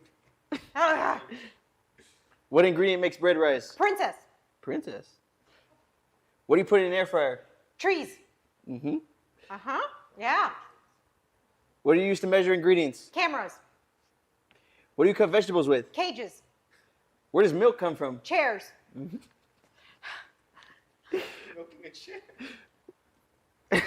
What tool do you use to make mashed potatoes? The sun. Yep. What is served at a Super Bowl party? Computers. Tostitos are best dipped in what? Get her, get her. Just naming stuff she sees. I'm see, that's exactly what I'm doing. Philly cheesesteaks are from where? The pool. She's just naming things she's looking at. That's awesome. Don't hate the player. I hate the game. Here we go. Round 3. What do you boil pasta in? Coffee. What do you set the table with? Get her, Cutting get her, board. get her. You got me. Okay. Name a green vegetable. Strawberries. That's some green in it. Technicality. Ah. It's not a vegetable though. It's not. What do you normally put in a liquid? Teriyaki. Yeah. What do you use a spatula for? Lights. You use a spatula for lights. What do you grill burgers on? Oh. Get her, get her, get her. Because my answer was going to be fire, and that actually was going to. Wow, this is good. This is the longest I've ever gone on this game. Okay. What tool do you use to fillet a fish? Towels. Mm-hmm. Mm-hmm. What do you put ketchup on? Concrete. Ketchup on concrete. Sometimes. What meat goes? Oh my gosh, let me go to that again. What meat goes between two buns? Dog bowls. Dog bowls. What do you put in a wine glass? Parsley. Parsley in a wine glass. Okay, that was the wrong answer. Hey! Ooh. Ooh. All right. That was Not fun. bad. That was fun. That's so hard. Because your mind wants to say the right thing. Yes. Like the lemonade thing. It just like came out of my mouth without me wanting to like say anything. Oh my gosh. Let's check on our sheet pan dish. Let's see how that's working. Okay. How they say it's working hard. Okay. So, what's next, guys? You did great, Chef. Thank you so much. Chet, these guys have me out of breath all day long. This is crazy. So if you think about it, we're like, make a recipe. Okay, let's play some games. And then these games are not just your run-of-the-mill game here. They have you like going. But anyways, that's what makes it fun. I know that when I have my friends over for wine night or whatnot, this is the type of games that we do. Chat, let me know, have you guys played, what's that game that you go like this with your phone? And It's headbands. Headbands. Yes. Yeah. Oh my gosh, I have headbands on my phone. I love headbands. So. Chef, would you recommend somebody, while they're cooking or prepping for their Thanksgiving dinner, Wait. that they, implement some of the things they've learned in the stream, like in between cooking the recipes, go play some games? Yes, guys, that's a great idea. So Thanksgiving's coming up. In between all the cooking and hosting and anticipating guests to come over and you're in all that chaos, stop and play one of these games. It's gonna make for a great time. It's gonna be like the icebreaker, it's gonna get everybody kind of in the mood to celebrate and have a great time. But it's gonna be you're gonna create a fantastic memory. You're gonna be like, remember that Thanksgiving where we played headbands? And do it up front. Don't wait for everybody to be smashed at the end after they've had one too many glasses of red wine or bourbon, whichever one you're drinking. Chat, what are you drinking on Thanksgiving? We actually had this discussion yesterday at the restaurant. We hosted a master class at the bar, and it was a bourbon. It was called Bourbon and Bonfires. And we were just talking about how people automatically, come November, people automatically become bourbon drinkers. So what are you, what are you guys drinking now in November? What's your choice of spirit, or what are you drinking for Thanksgiving? Thanksgiving, Friendsgiving, the holidays, let me know. Or does it escape you and you forget to get a drink because you're the one hosting? That's what happens to me. So, anyways, so what's next? I see you guys shuffling cards there. Irish coffee to get the day started. Yes, you use Jameson. Isn't Jameson is the one that started Irish coffee, I believe. Jameson's a good whiskey. I see them shuffling cards there, which means this is probably going to be uncomfortable. They're like, yes, no, yes. No, don't use this one. Do you have celery? Do I have celery? They're asking me if I have celery. Let's see.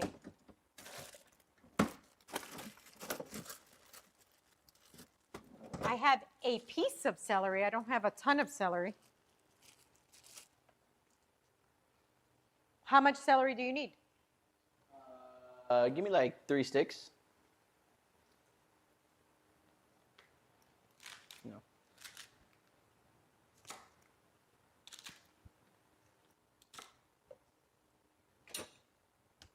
Okay. 3 sticks of celery. Again, it's getting interesting now.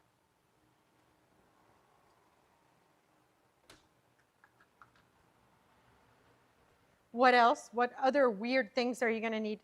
When a game begins and your producers say, hey, do you have celery? It's weird, guys. It's a weird thing, you know? Like,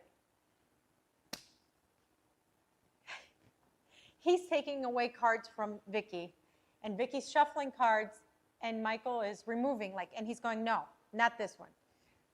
And this is where my heart starts pounding, because I'm like, what are they coming up with? The anticipation is killing me. What is this?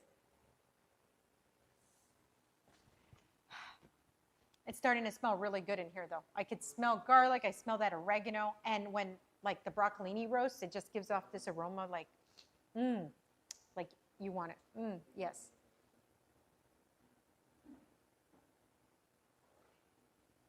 Is this going to be a long game? Because our sheet pan dinner is going to be ready in 10 minutes. No, not at all. Irish coffee. Do you put whipped cream in your Irish coffee? Yeah.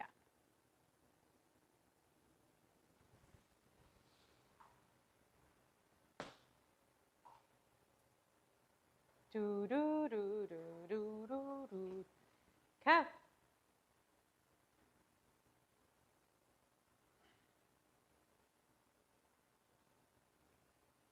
Okay. Now he's coming over. All right. Okay, we have on the fly Hi. Welcome in.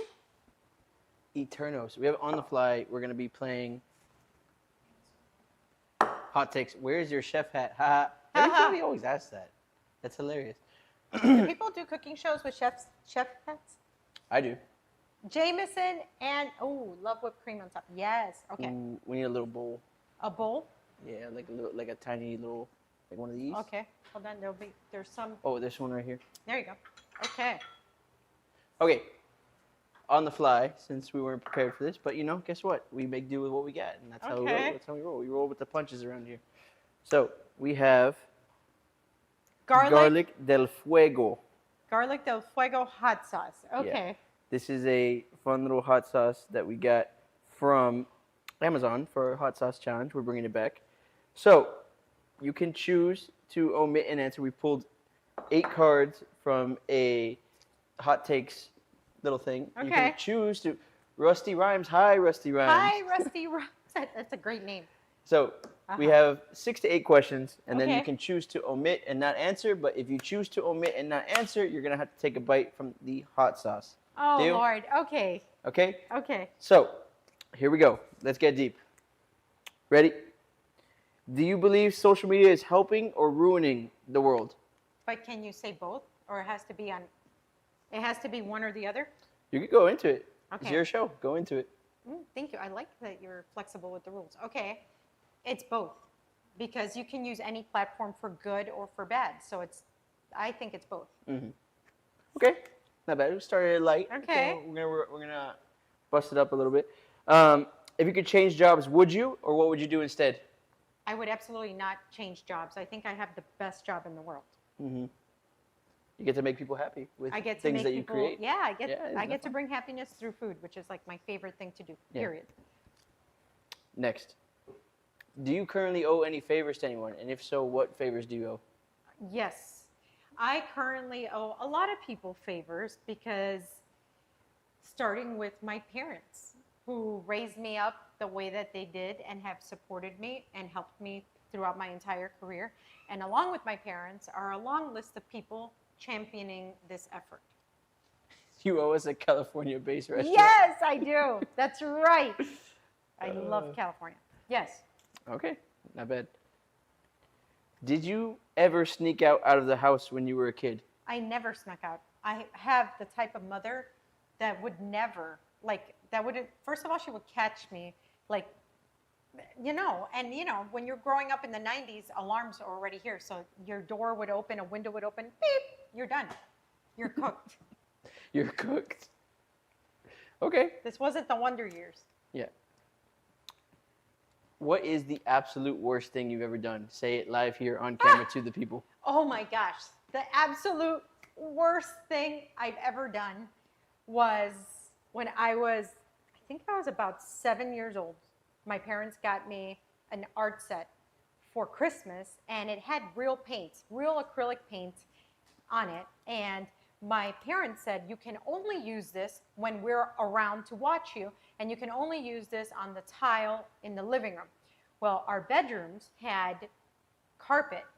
And on a weekend, my mom is a hairdresser, so she's working on a Saturday, and my dad was out doing yard work, and I thought it was I thought I was getting away with murder by painting in my room. Well, luck would have it that, of course, I was so excited to try and paint in my room that I knocked over the entire array of the whole color palette, dumped it on my light beige, it was almost white carpet, and there was red, purple, black, brown, everything. So then I tried to clean it. So I added water with a little bathroom towel, made an even bigger mess. So there's paint going more and more. So when my mom came home from work, there was just acrylic paint everywhere. It was bad. Okay. It was bad. That Rusty Rhymes is not following. Thank you, Rusty. Thank Appreciate it. you. Thank you for following, Rusty. It kind of reminds me of something that I did when I was little. My dad, he had got me a bunk bed when I was, 5 to 8 years old or whatever. Okay. I climbed on top of the bunk bed and I could reach the ceiling in my room, and I put stickers all over the ceiling. And to this day, there's still Stickers? holographic fish stickers on my ceiling. That is great. So, Don't put stickers on my ceiling. But nobody's gonna hold you back for the things that you do when you're, yeah, when you're that age. I But guess. it does, Yes. looking back, you're like, why did I do that? Yeah. Okay, moving on. Okay. What is a show or movie you refuse to watch even though everyone told you to? And why did you refuse?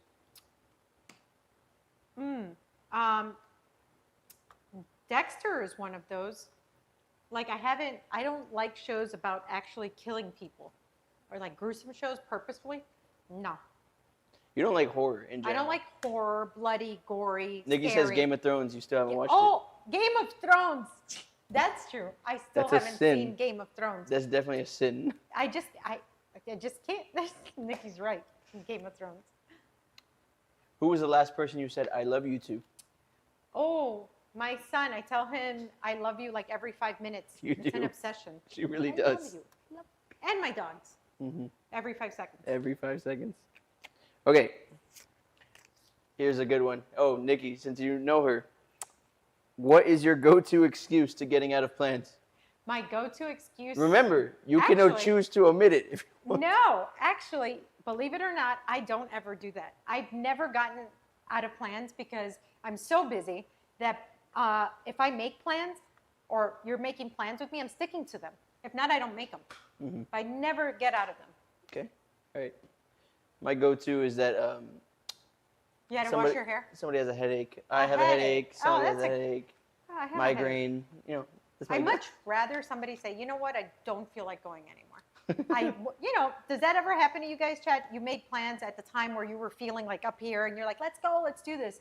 The time comes and all of a sudden you're like, Yes. yeah, no, I'm not in the mood. I'd much rather, if you're my friend, be honest and be like, let's do this another time. I'm not up for it. And if we're going out, I want to give you the best version of myself with my enthusiasm through the roof. So let's do this another time. I think we need to normalize changing our minds. Okay. Last one. What is a kitchen appliance in this kitchen you cannot live without? Ooh, a kitchen appliance that I cannot live without. Mm-hmm. Appliance. So it's not a tool, it's an appliance. It's going to be a blender. Blender. A blender. I think yes. for me it'd be a microwave.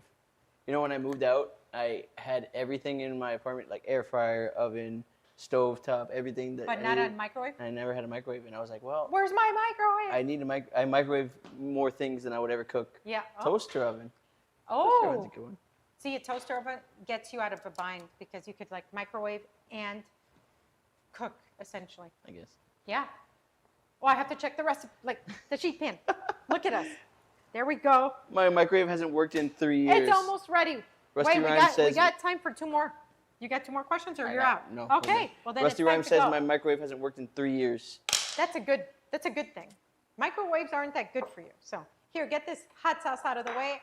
I'm happy that I didn't have to dip my celery in hot sauce or anything or whatever you had planned for me. Okay. This is looking stunning.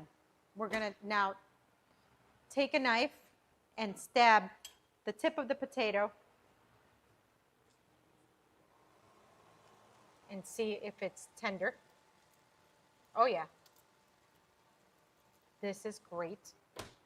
Okay, so now I'm gonna broil pie. We have about, I would say, 2 minutes left on our sheet pan meal, which has been in the oven for, let me see the time. Oh, not even 15 minutes. Guys, I'm telling you, we threw this together in a very short amount of time. So many bold flavors. You have the chicken, which you don't have to use chicken breast and chicken thighs, but I use chicken breast and chicken thighs. Oregano, garlic, paprika, extra virgin olive oil. Do we have the recipe in the chat, by the way? If you marinate it overnight, you're going to get a ton more flavor. Okay, we got that lemon zest in there, which really brightens up the entire flavor profile. We have the fresh herbs. You can use dried oregano, fresh oregano. I say if you can't get your hands on fresh oregano, dried oregano is fine. And then yeah, it's just gonna be so delicious. I think that like using fresh herbs over dried herbs is always better. But if you can't, just know that the dried herbs are a lot more like they're pungent. But fresh herbs are more well-rounded. I think they're a little bit, they're softer but with more flavor. I don't know if that makes any sense. Kitchen fairies, could you please get me a lemon that's right here on this table? Yeah. So I'm going to chop up here some fresh parsley because our sheet pan is just, thank you. It's just about to come out. Okay. Okay.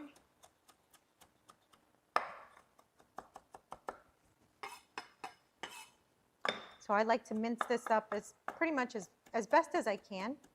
I don't want big pieces of parsley leaves.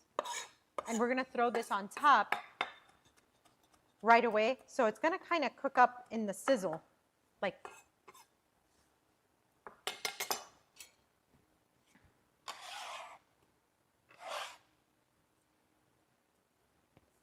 Okay. That board is nice. Thank you. I know, I love my big board. Sometimes, like, this gives me so much room to work with, and I love it. So I'm going to cut up slices here, nice and thick. All right. And then this, like this. Let's not waste any piece of this lemon. Gorge, gorge. Okay. This smells fantastic. Fresh herbs. Chef, would you say use more lemon than lime for your recipes? Oh, yes, you can use lime, but lime and lemon, believe it or not, have different flavor profiles altogether. Limes are more bitter. Lemons have a sweeter, even though they're both acidic and they're both sour, but limes definitely have a bitter aspect, where a lemon you can almost eat if your palate tolerates it, like an orange. Okay, let's go. This is perfect. Okay. So this is our sheet pan meal.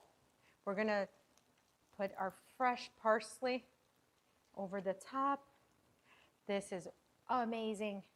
Now we're going to put our lemon around the chicken, like so. Okay, lemon wedges here. Let's go here. Let's go here. All right, that's a lot of parsley, so we'll use this at another time. Guys, what do you think? Isn't this like beautiful? It's beautiful. It's healthy. Can we get a close-up of this? Let's see, am I putting parsley on my face? There we go. Let's make sure that we're free cam.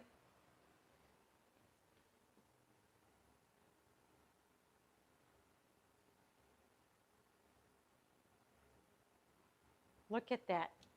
Sizzling, it's garlicky, it's lemony. You get these potatoes, you've got the charred broccolini. So again, healthy, everything in one sheet pan. Just tons of flavor, nice char, steaming hot, those bold Mediterranean flavors.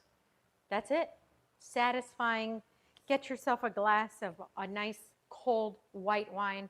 If you're leaning into reds, I would go with a Zinfandel. You want something jammy with this? Yum. Yum. Thank you. That looks so good. So we threw this together in about 20 minutes. In a hot oven it went. See, I always say I'm allergic to boring, so eating healthy or eating quick doesn't mean, it's got to be bland. So, all right. There you have it. Sheet pan meal that you need to make. By the way, this is what I meant by, there's a ton of food here. This is more than enough food for 2 people. If I'm making this, I have, Peg the Great, welcome in. This is our Greek style chicken and potato dish. We have here broccolini, charred broccolini, honey gold, 2 types of chicken thighs and chicken breast, all thrown in a sheet pan with tons of garlic, oregano, parsley, lemon, crushed red pepper flakes, and a whole lot of deliciousness. Everything went in the oven 20 minutes, as close to 500 degrees as you can get, and this is what you have. Simple, it's easy, and again, this is dinner done maximum flavor style. All right, now what's the only thing left to do here is to try it. I'm going to grab a fork and a knife. Let's go. Let's do this. Okay, which one do I want to try? Okay, let's try this piece right here. Oh my gosh, and because we cooked in high heat, guys, this just is super tender. Let's see this forkful right here overhead. I don't know if you could, nice char on that. Oh yeah, okay, let's give the chicken a try. Oh yeah.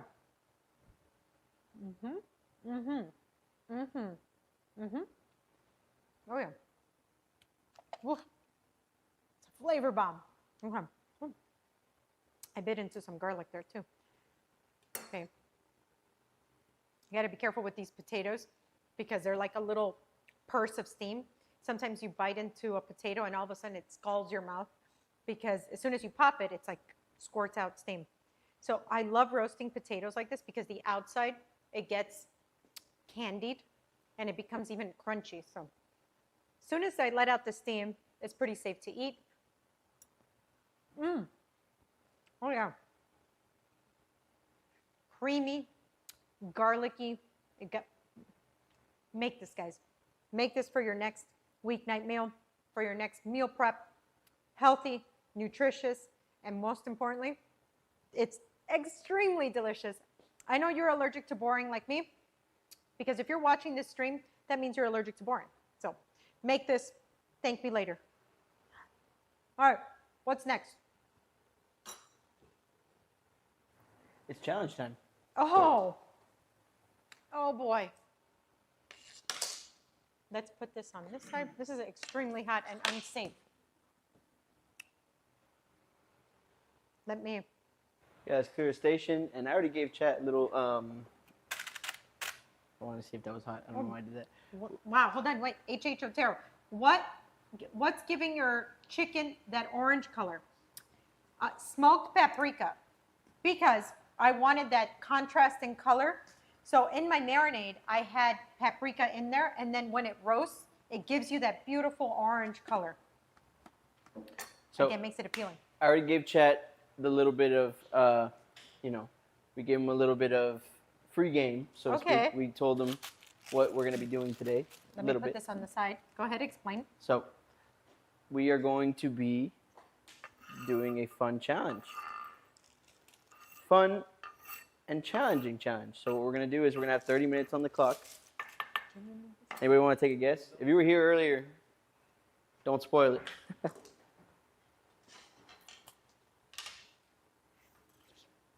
Yep.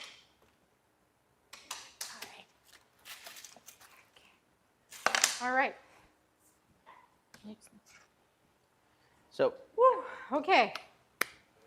here we go. Let's go back to the main cam. Okay.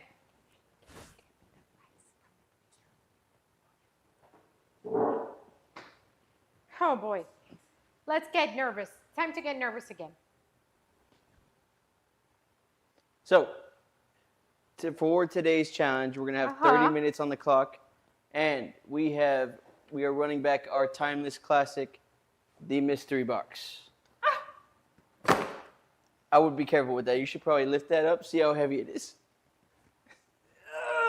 Oh my God. Guys. It's actually loaded with things. It's kind of crazy. So, please open up the box so that we can talk a little bit about what's inside of it. Ta-da! We have some rice. rice. Okay. We have stops. I've never even had this in my, ever. Like, my whole life, I have never had Spam. You've never had Spam? Have you? No. We have some Spam. Okay. Cups of instant ramen. Okay. Some eggs. And corn. And corn. So, let's go main cam real quick. With all of these ingredients Okay. that are let's placed in flip front of you. upside down. I got it. With all of these ingredients, let's go main cam real quick. Let's go main cam real quick. So, with all of these ingredients that have been placed in front of you, you have to make not one, not two, but three Okay. different kind of dishes. Okay. 3 separate plates, Okay. different kinds of dishes. We call this the budget mystery box. The budget mystery box. Okay, I get it. The budget mystery Okay. box. The struggle meal mystery box, so Okay. to speak. So you will have 30 minutes on the clock. You got to make and plate 3 beautiful dishes. Are you ready? Let's get 30 minutes up there, and then I will give you a countdown. Okay. 30. 30. What happened to 45? 45 is too easy for you. We're going 30 now. Are you ready? Okay, I guess. This Here we isn't go. fair. Okay, are we going now? Counting you down. Ready? 3, 2, 1, go. Okay, so let's go with what's going to take the longest.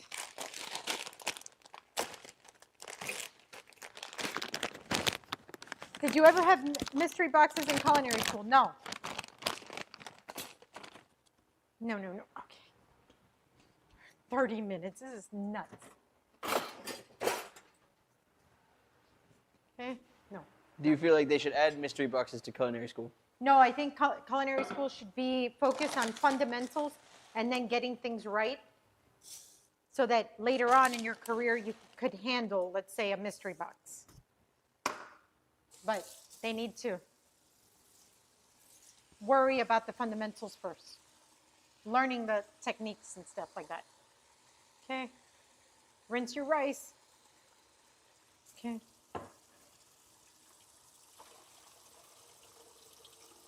Come on.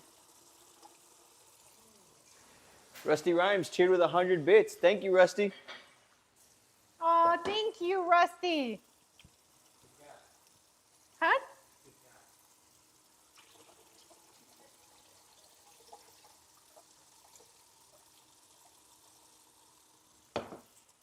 Okay, 2 cups of rice, 2 cups of water. Come on.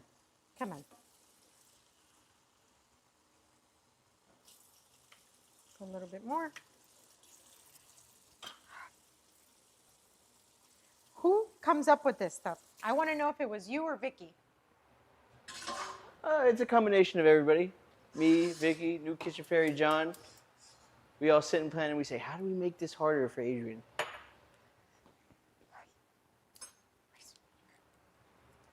Not cute. So what's going through your mind? What are you thinking about making? I don't know, but I know since we have to use rice, let's get this going first. Okay? Because it's going to take the longest. Okay? Salt. Okay? Okay. Here, get this out of the way from me because I'm going to knock this everywhere. Okay? Let's stir. Bring this to a boil on that side. And then we'll cover.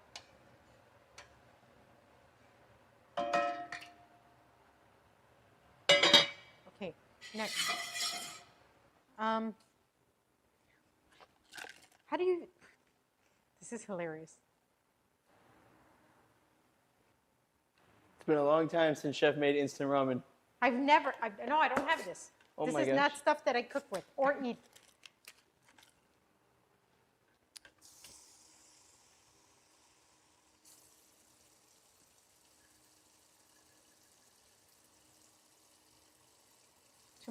Okay. Wait, 2 minutes. This is absurd. This is nuts. Oh, she's pulling out the microwave for this one. Well, I'm following the instructions. Okay. Somebody said slice and grill up the Spam. Right. Okay. Is that what people do? Okay. Slice and. Does Spam need seasoning? I wonder. Ooh. This color is so questionable, guys. No. Oh. Is that a red flag, Chef? This is scary. Ah. How do you... Red flag on the Spam.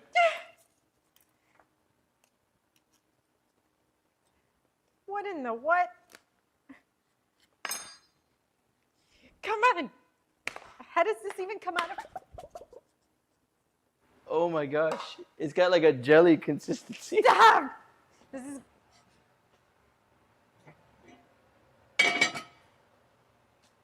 Okay, next thing. Okay, eggs. Oh, I have eggs here already. Perfect. Okay. Focus.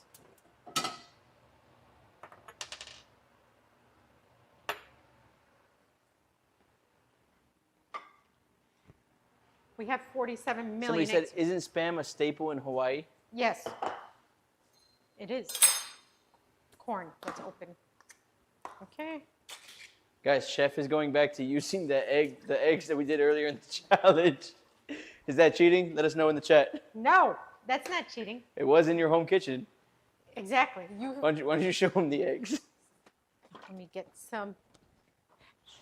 Look at this, guys. All the eggs that we did earlier in trying to beat the world record, she just brought them out again. So let us know if that's cheating.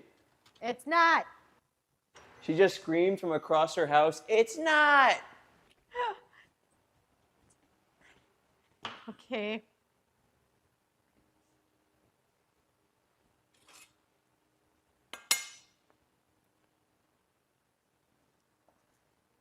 It slices weird.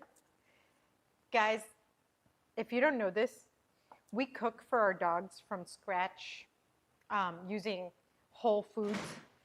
This doesn't even look like dog food. Like, That's like Oh. gourmet dog food. oh, Lord. Somebody says, "Chef, what's your favorite music to listen to while cooking to put you in the zone?" Oh, alternative.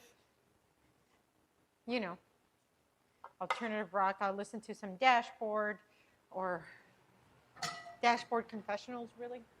Okay. Sometimes. Sometimes I do Taylor. Okay. I might That's have hilarious. You should read the chat when you get a chance. Oh, yes. Yes. That's funny. Bit of cream, sugar, salt. Let's go. Let's go. Okay, rice. What are you making there, Chef? Walk us through your process. Eggs. Looks like an omelet. Eggs. Just eggs. These are called just like torn eggs. This is not really scrambled.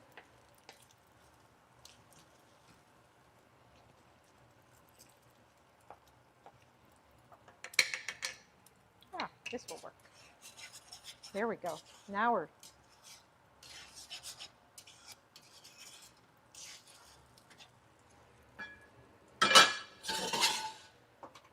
Chef has the rice working. She's got the torn eggs that she's mixing up.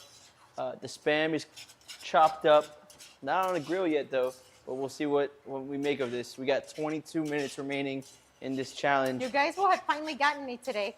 You think so? 3 dishes in 30 minutes is too crazy. Rusty Rhyme says, "W on you for working with St. Jude. We really appreciate you, Chef." Oh, thank you. Oh.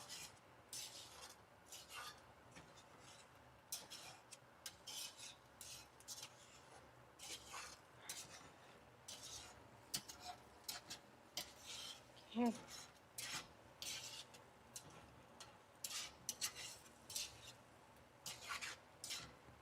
Why don't you tell us a little bit about the St. Jude activation? Oh. Well, every year, well, I'm the culinary ambassador for St. Jude's Children's Research Hospital. And every year, my team and I, go now in December and do a holiday feast for all the patients and families over there. And while they are undergoing treatment and facing a very difficult time, we create a time and space for them where they're just families enjoying the holidays. So for an hour or two, they're just enjoying food together at the table. So we'll be up there December 8th, God willing. Okay, let's get this going. Okay. Ah, 20 minutes. It's crazy. Crazy. Okay. 1, 2.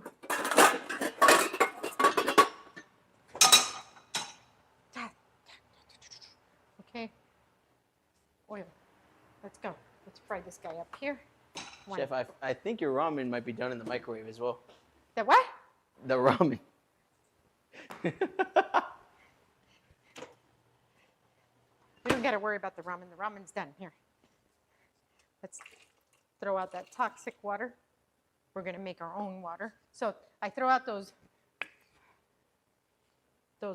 bad, I guess, flavorings, and we're going to make our own with less sodium, but same amount of flavor. Okay. I love corn in my ramen. Anybody else like corn in their ramen? I love corn and ramen. Me too. But why don't you tell us a little bit about the flavorings you just put in there? Teriyaki and sesame oil. But I use lesser sodium teriyaki, so because I'm assuming this is a salty product. Yes, it is high in sodium and, And now I'm very adding salty. cilantro. Yeah. Okay.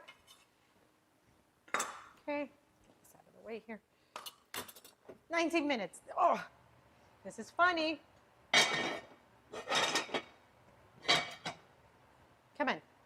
I love Okay. how you stress out, but you just did about 6 things in 1 minute, and you stress out because that minute is gone. That's everything. Yes, totally salty and doesn't need extra seasoning, says Nikki510 about There you go. instant ramen.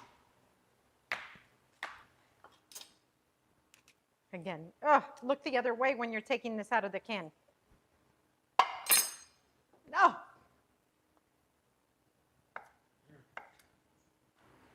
Is your ramen done, or are you coming back to it? No, it's not done.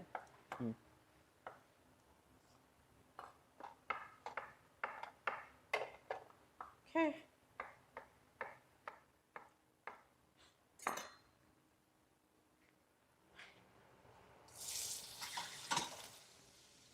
Let's go. Come on. Let's go. Sorry, I'm talking to myself.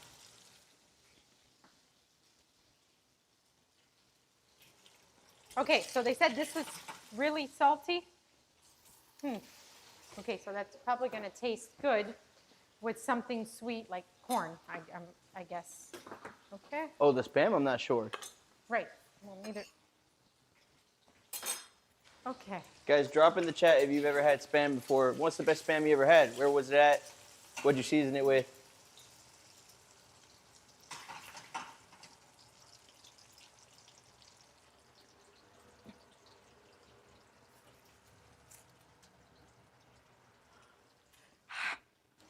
Come on.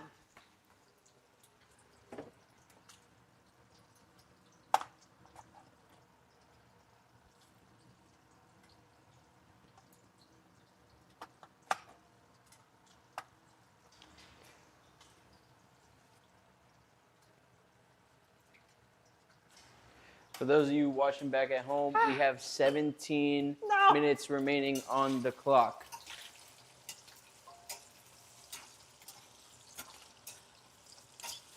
Spam mushabi. What is a spam mushabi? Sounds gourmet.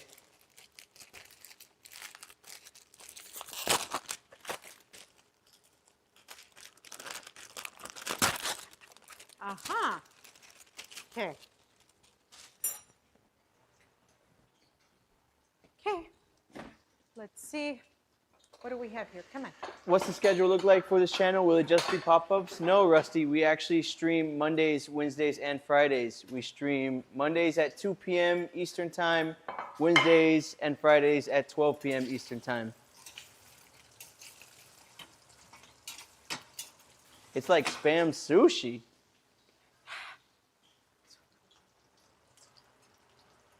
That's not going to work. Okay. 16 on the clock, Adrian. Might want to check on that rice. Put a little sugar on that. Oh, my rice Sugar is on made. Spam? Huh? I put sugar on the Spam. Rusty Rhymes has just subscribed. Thank you so much, Rusty. Thank you. Oh, thank you.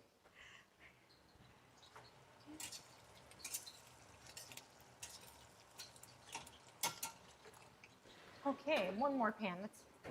Okay. Lord Velo says, as a food experiment, I actually rotisserie smoked some original Spam, and it actually turned out really good. You wouldn't even know it was Spam, and you would if you really like the taste of ham.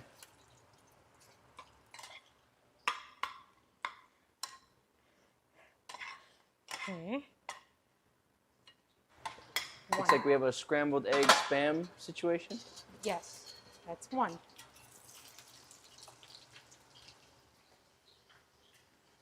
Autocorrect got me. It turned out like a smoked ham. You would not have known it was Spam at all. Yeah.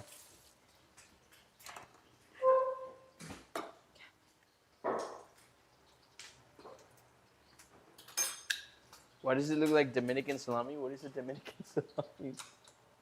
What is that? Ooh, look at that stove. She just put her instant noodles inside of a pan or inside of a pot with what? Is that With oil oil. in there? Yes. Oil. It's looking like she's gonna fry those noodles.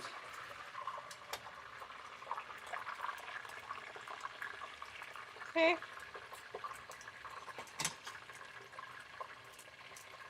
Okay, focus, Adrian. 14 minutes remaining, chef. Focus.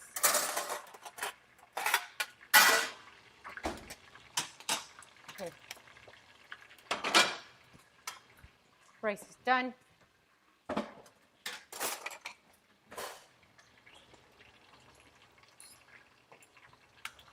Oh yeah. Yes, yes, yes. Beautiful. Okay. Put that up, back. Cover that up. Turn this off.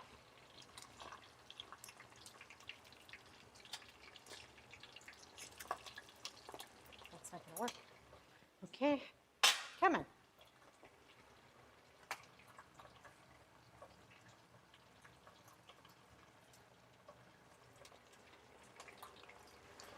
Lord Velo says, I know it's bad for me, but I honestly don't mind Spam every once in a while. Okay. Look at this, guys. It's working. Look Okay. at this. Nope, that's not gonna work. Thank God. Okay. Guys, if you could smell what it smells like in here, you wouldn't even be able to tell it's Spam at all. It really just smells like an Asian cuisine. It just smells like umami, almost.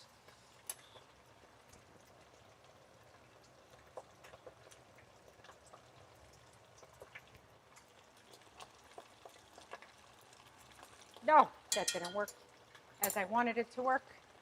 What did you just attempt to do? Fry some rice. Move, move. Ah.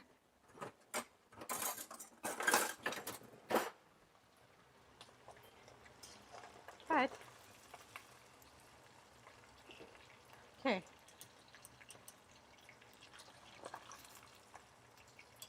Okay. Let's try this like this.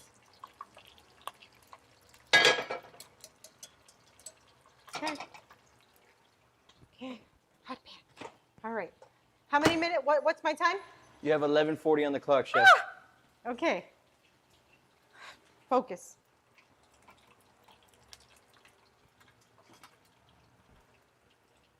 Focus, Adrian.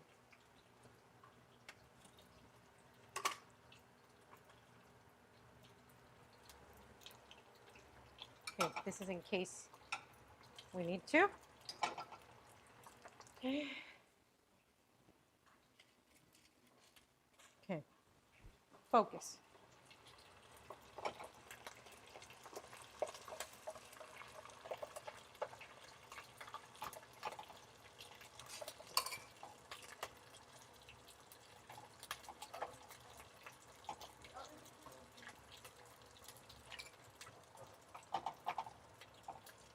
Okay.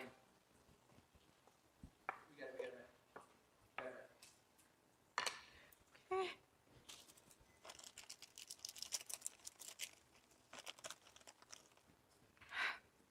Come on. 10 minutes. What the? Are you attempting to make a sushi, chef? Some kind of a sushi? You can't talk to me right now.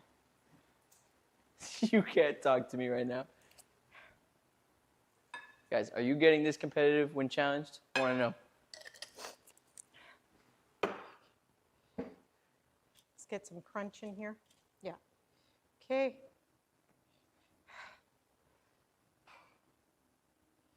Okay. That's one.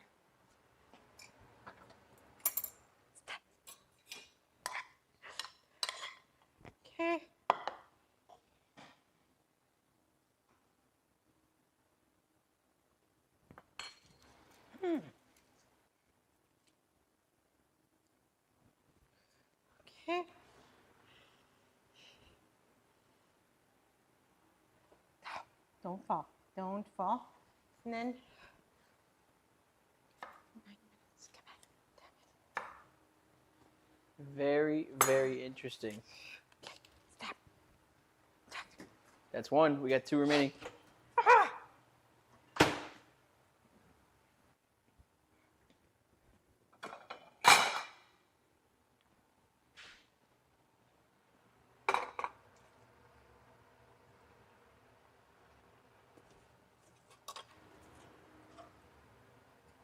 9 minutes remain on this challenge. Do you guys think Chef Adrian makes it?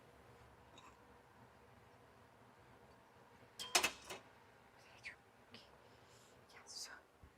Okay.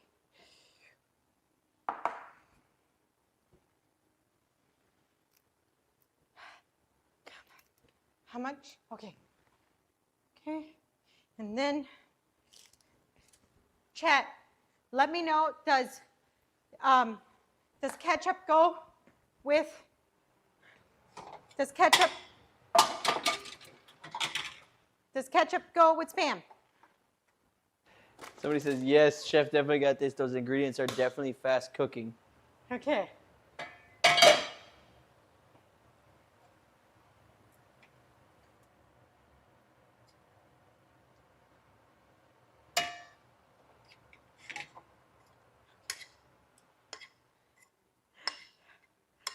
Okay.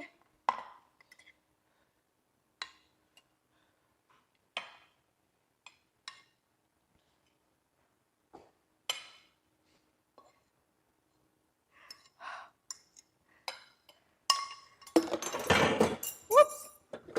Whoopsies. Yum. Okay. And then, All right, Chef, when everything is plated and your station is clear, you have to ring that buzzer, signaling the end of the challenge.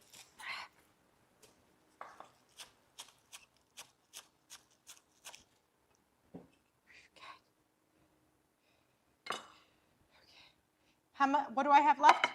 You have 7 minutes remaining. 7 minutes remaining.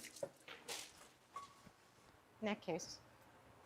Somebody says, I say yes, ketchup goes with the skin. With Spam, not skin. What? Oh, autocorrect. Ketchup goes with Spam. Okay.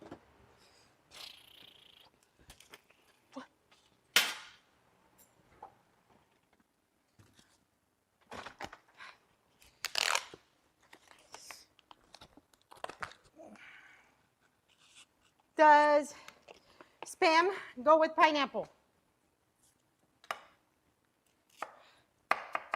I think Spam goes with pineapple. I am a foodie, but even I have my limits. That's hilarious. Yes, ma'am. Spam and pineapple go together.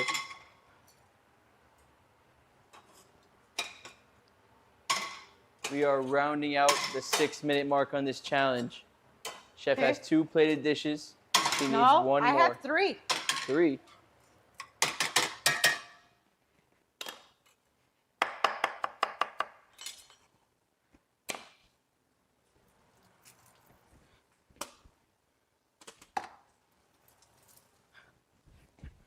Get out of my way.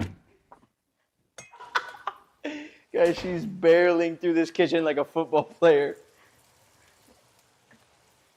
Spam fried rice with pineapple, Spam burgers with pineapple, What's the combo of time? salty and What's the sweet. time? 5:30 remaining.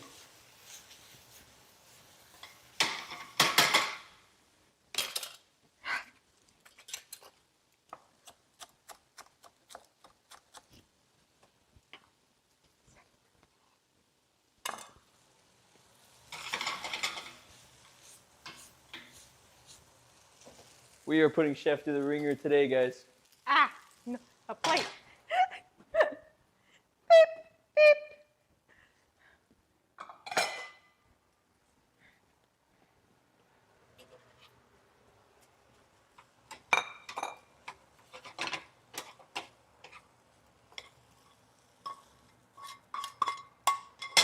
Pineapple fried rice.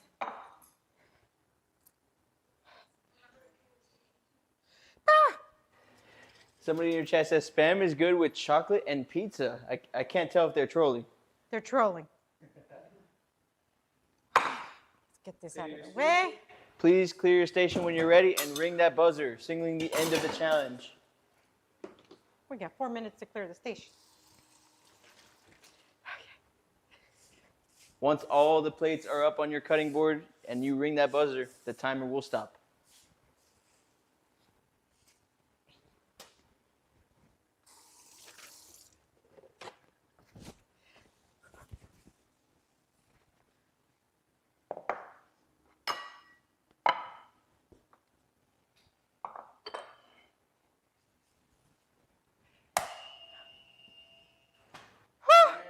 That's time. With 3:46 on the clock, you have completed 3. No, What? I completed 4. 4. Okay, walk me through them. What do we do? We got the ramen and rice soup right here. But we made our own broth. We didn't use the packaged stuff, okay? Then we have the musubi. So it's She's out basically, of breath, guys. this is too much. She's coming in. A Musubi. plate. What is a musubi? It's a play on Spam sushi. So we try to fry the rice. We got seaweed underneath. Caramelized the Spam because if you guys kept saying it's salty, so I put some sugar on it. Okay, we got eggs and corn in there. There's teriyaki. Then we did like an egg and rice scramble here with ketchup. So this is like hangover food. And then when I thought of hangover food, I'm like, yes, pineapple fried rice. So then I went in the pantry, got some soy sauce, and then we did a pineapple fried rice here on the side as well. And 4 dishes. Yeah. She went above and beyond, guys. 4 complete dishes made with that mystery box. Wow. Clap it up for yourself, honestly. Clap it up for yourself, not just for us. Good Clap it Lord, up for yourself. the mess I've made in here. Yeah, this is, I say good job. Yeah. Thank you. I think all that's left is to eat it. you That's know? all that's left. Which one are you reaching for first? I need to try it. Well, I I'll need to try Spam first to begin with then. I'll tell you, visually appealing wise, go back to main, thank you. Visually appealing wise, I'd say that what did you call it? Musubi. I almost call it Mitsubishi. Yes. The Mitsubi looks fantastic. Okay.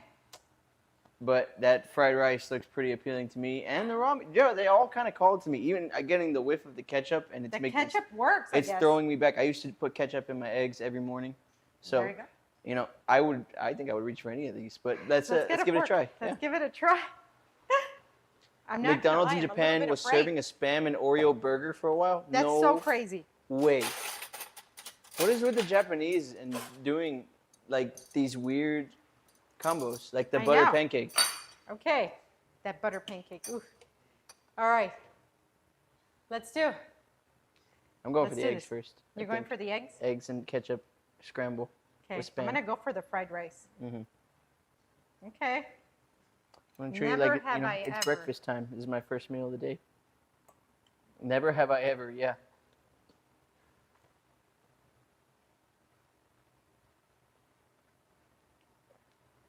Those things just work together. Like they really just I don't hate it. work together. Friendly viewer 1, hello, welcome in. Hi, welcome in. We just wrapped up a challenge where my producers thought it was a good idea to give me a mystery box that included Spam and make 3 different dishes with it, along with other ingredients. 3 different dishes under 30 minutes. So, Spam and eggs is a classic. If it's good enough for Monty Python, it's good enough for us. that's true. I don't even know who Monty Python is. That's before my time. I know. I don't know who Monty Python is either. That's trade. Okay. Trade. Let me get a knife. I need to try the sushi thing. Yeah, can you cut me a piece too? Yes. I'm gonna try this fried rice. Fried rice, pineapple, and Spam. I gotta get a little bit of elements of all of it. This is crazy. No, this was insane.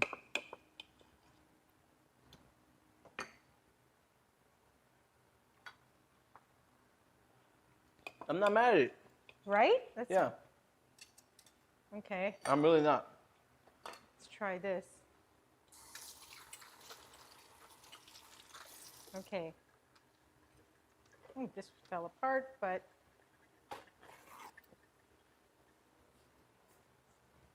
That one works, right? I feel like that one would work. I feel like that one would work. I gotta try it's it. so sad. It's so sad that it works. Mhm. Why? I don't believe this. This shouldn't work. Yeah, that really works. Wow, That plays really well. That's incredible. that's funny. Everything on this plate, I would go back to. I'm just letting you know right now. Yeah. Yeah. Okay, let me try these egg things.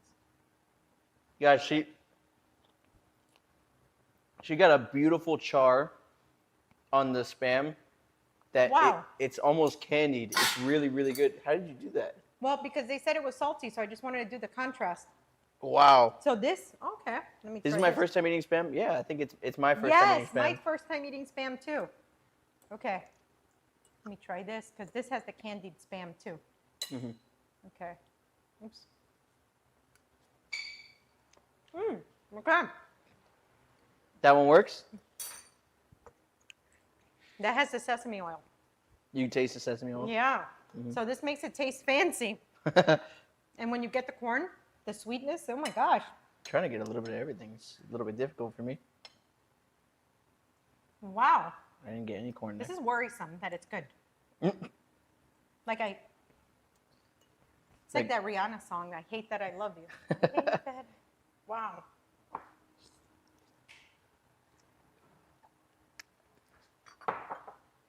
Yeah, that one works. This is so That's- crazy. Yeah. It's crazy to think that all of these things were Yes. able to be elevated with just a little bit of more effort and time put into them. Yeah. And just thinking about flavor combos like that, Spam guys through World War II. You've met your sodium intake for the day. Yes. That's the only downfall about it. But I guess I did good by drinking the black tea. I'm telling you. there you have it, guys. That was a successful mystery box challenge. Yes. Not one, not two, not even three. We challenged her to make 3, but she made 4 dishes with our mystery box. That's what's Guys, up. clap it up for Chef. And do your outro. Ah! Let them know when you're coming back. Yes. Oh, look. Yes. You put it on. Oh, Rusty, which is your favorite dashboard song? Let me know. Come on. I love Vindicated. Vindicated. I am. Yeah, I love Vindicated. And hands down, 2 of my favorites. Let me know which ones are yours or what you're listening to. Guys, please, Screaming Infidelities. Oh, yes. Oh, that's such a good one. That's a classic. If you enjoyed the stream, if you like coming over and hanging out with us, we're just shooting in the home kitchen here, talking maximum flavor, actual chef hacks, real recipes that you actually use, some fun games, and an intense challenge, okay? Bottom line, we have a great time. We have a great time with you guys here every Monday, Wednesday, and Friday. You could catch us on YouTube, Twitch, Kick, TikTok. Subscribe, follow, share with your friends, comment below, cheer us on, let us know what you like, or if you want us to repeat any of these games, they're always up for a good time and challenging me. And remember, if you are an Amazon Prime member, you have a free membership. So, I mean, a free subscribe. So please use your free Amazon Prime sub. We will see you on Friday for another great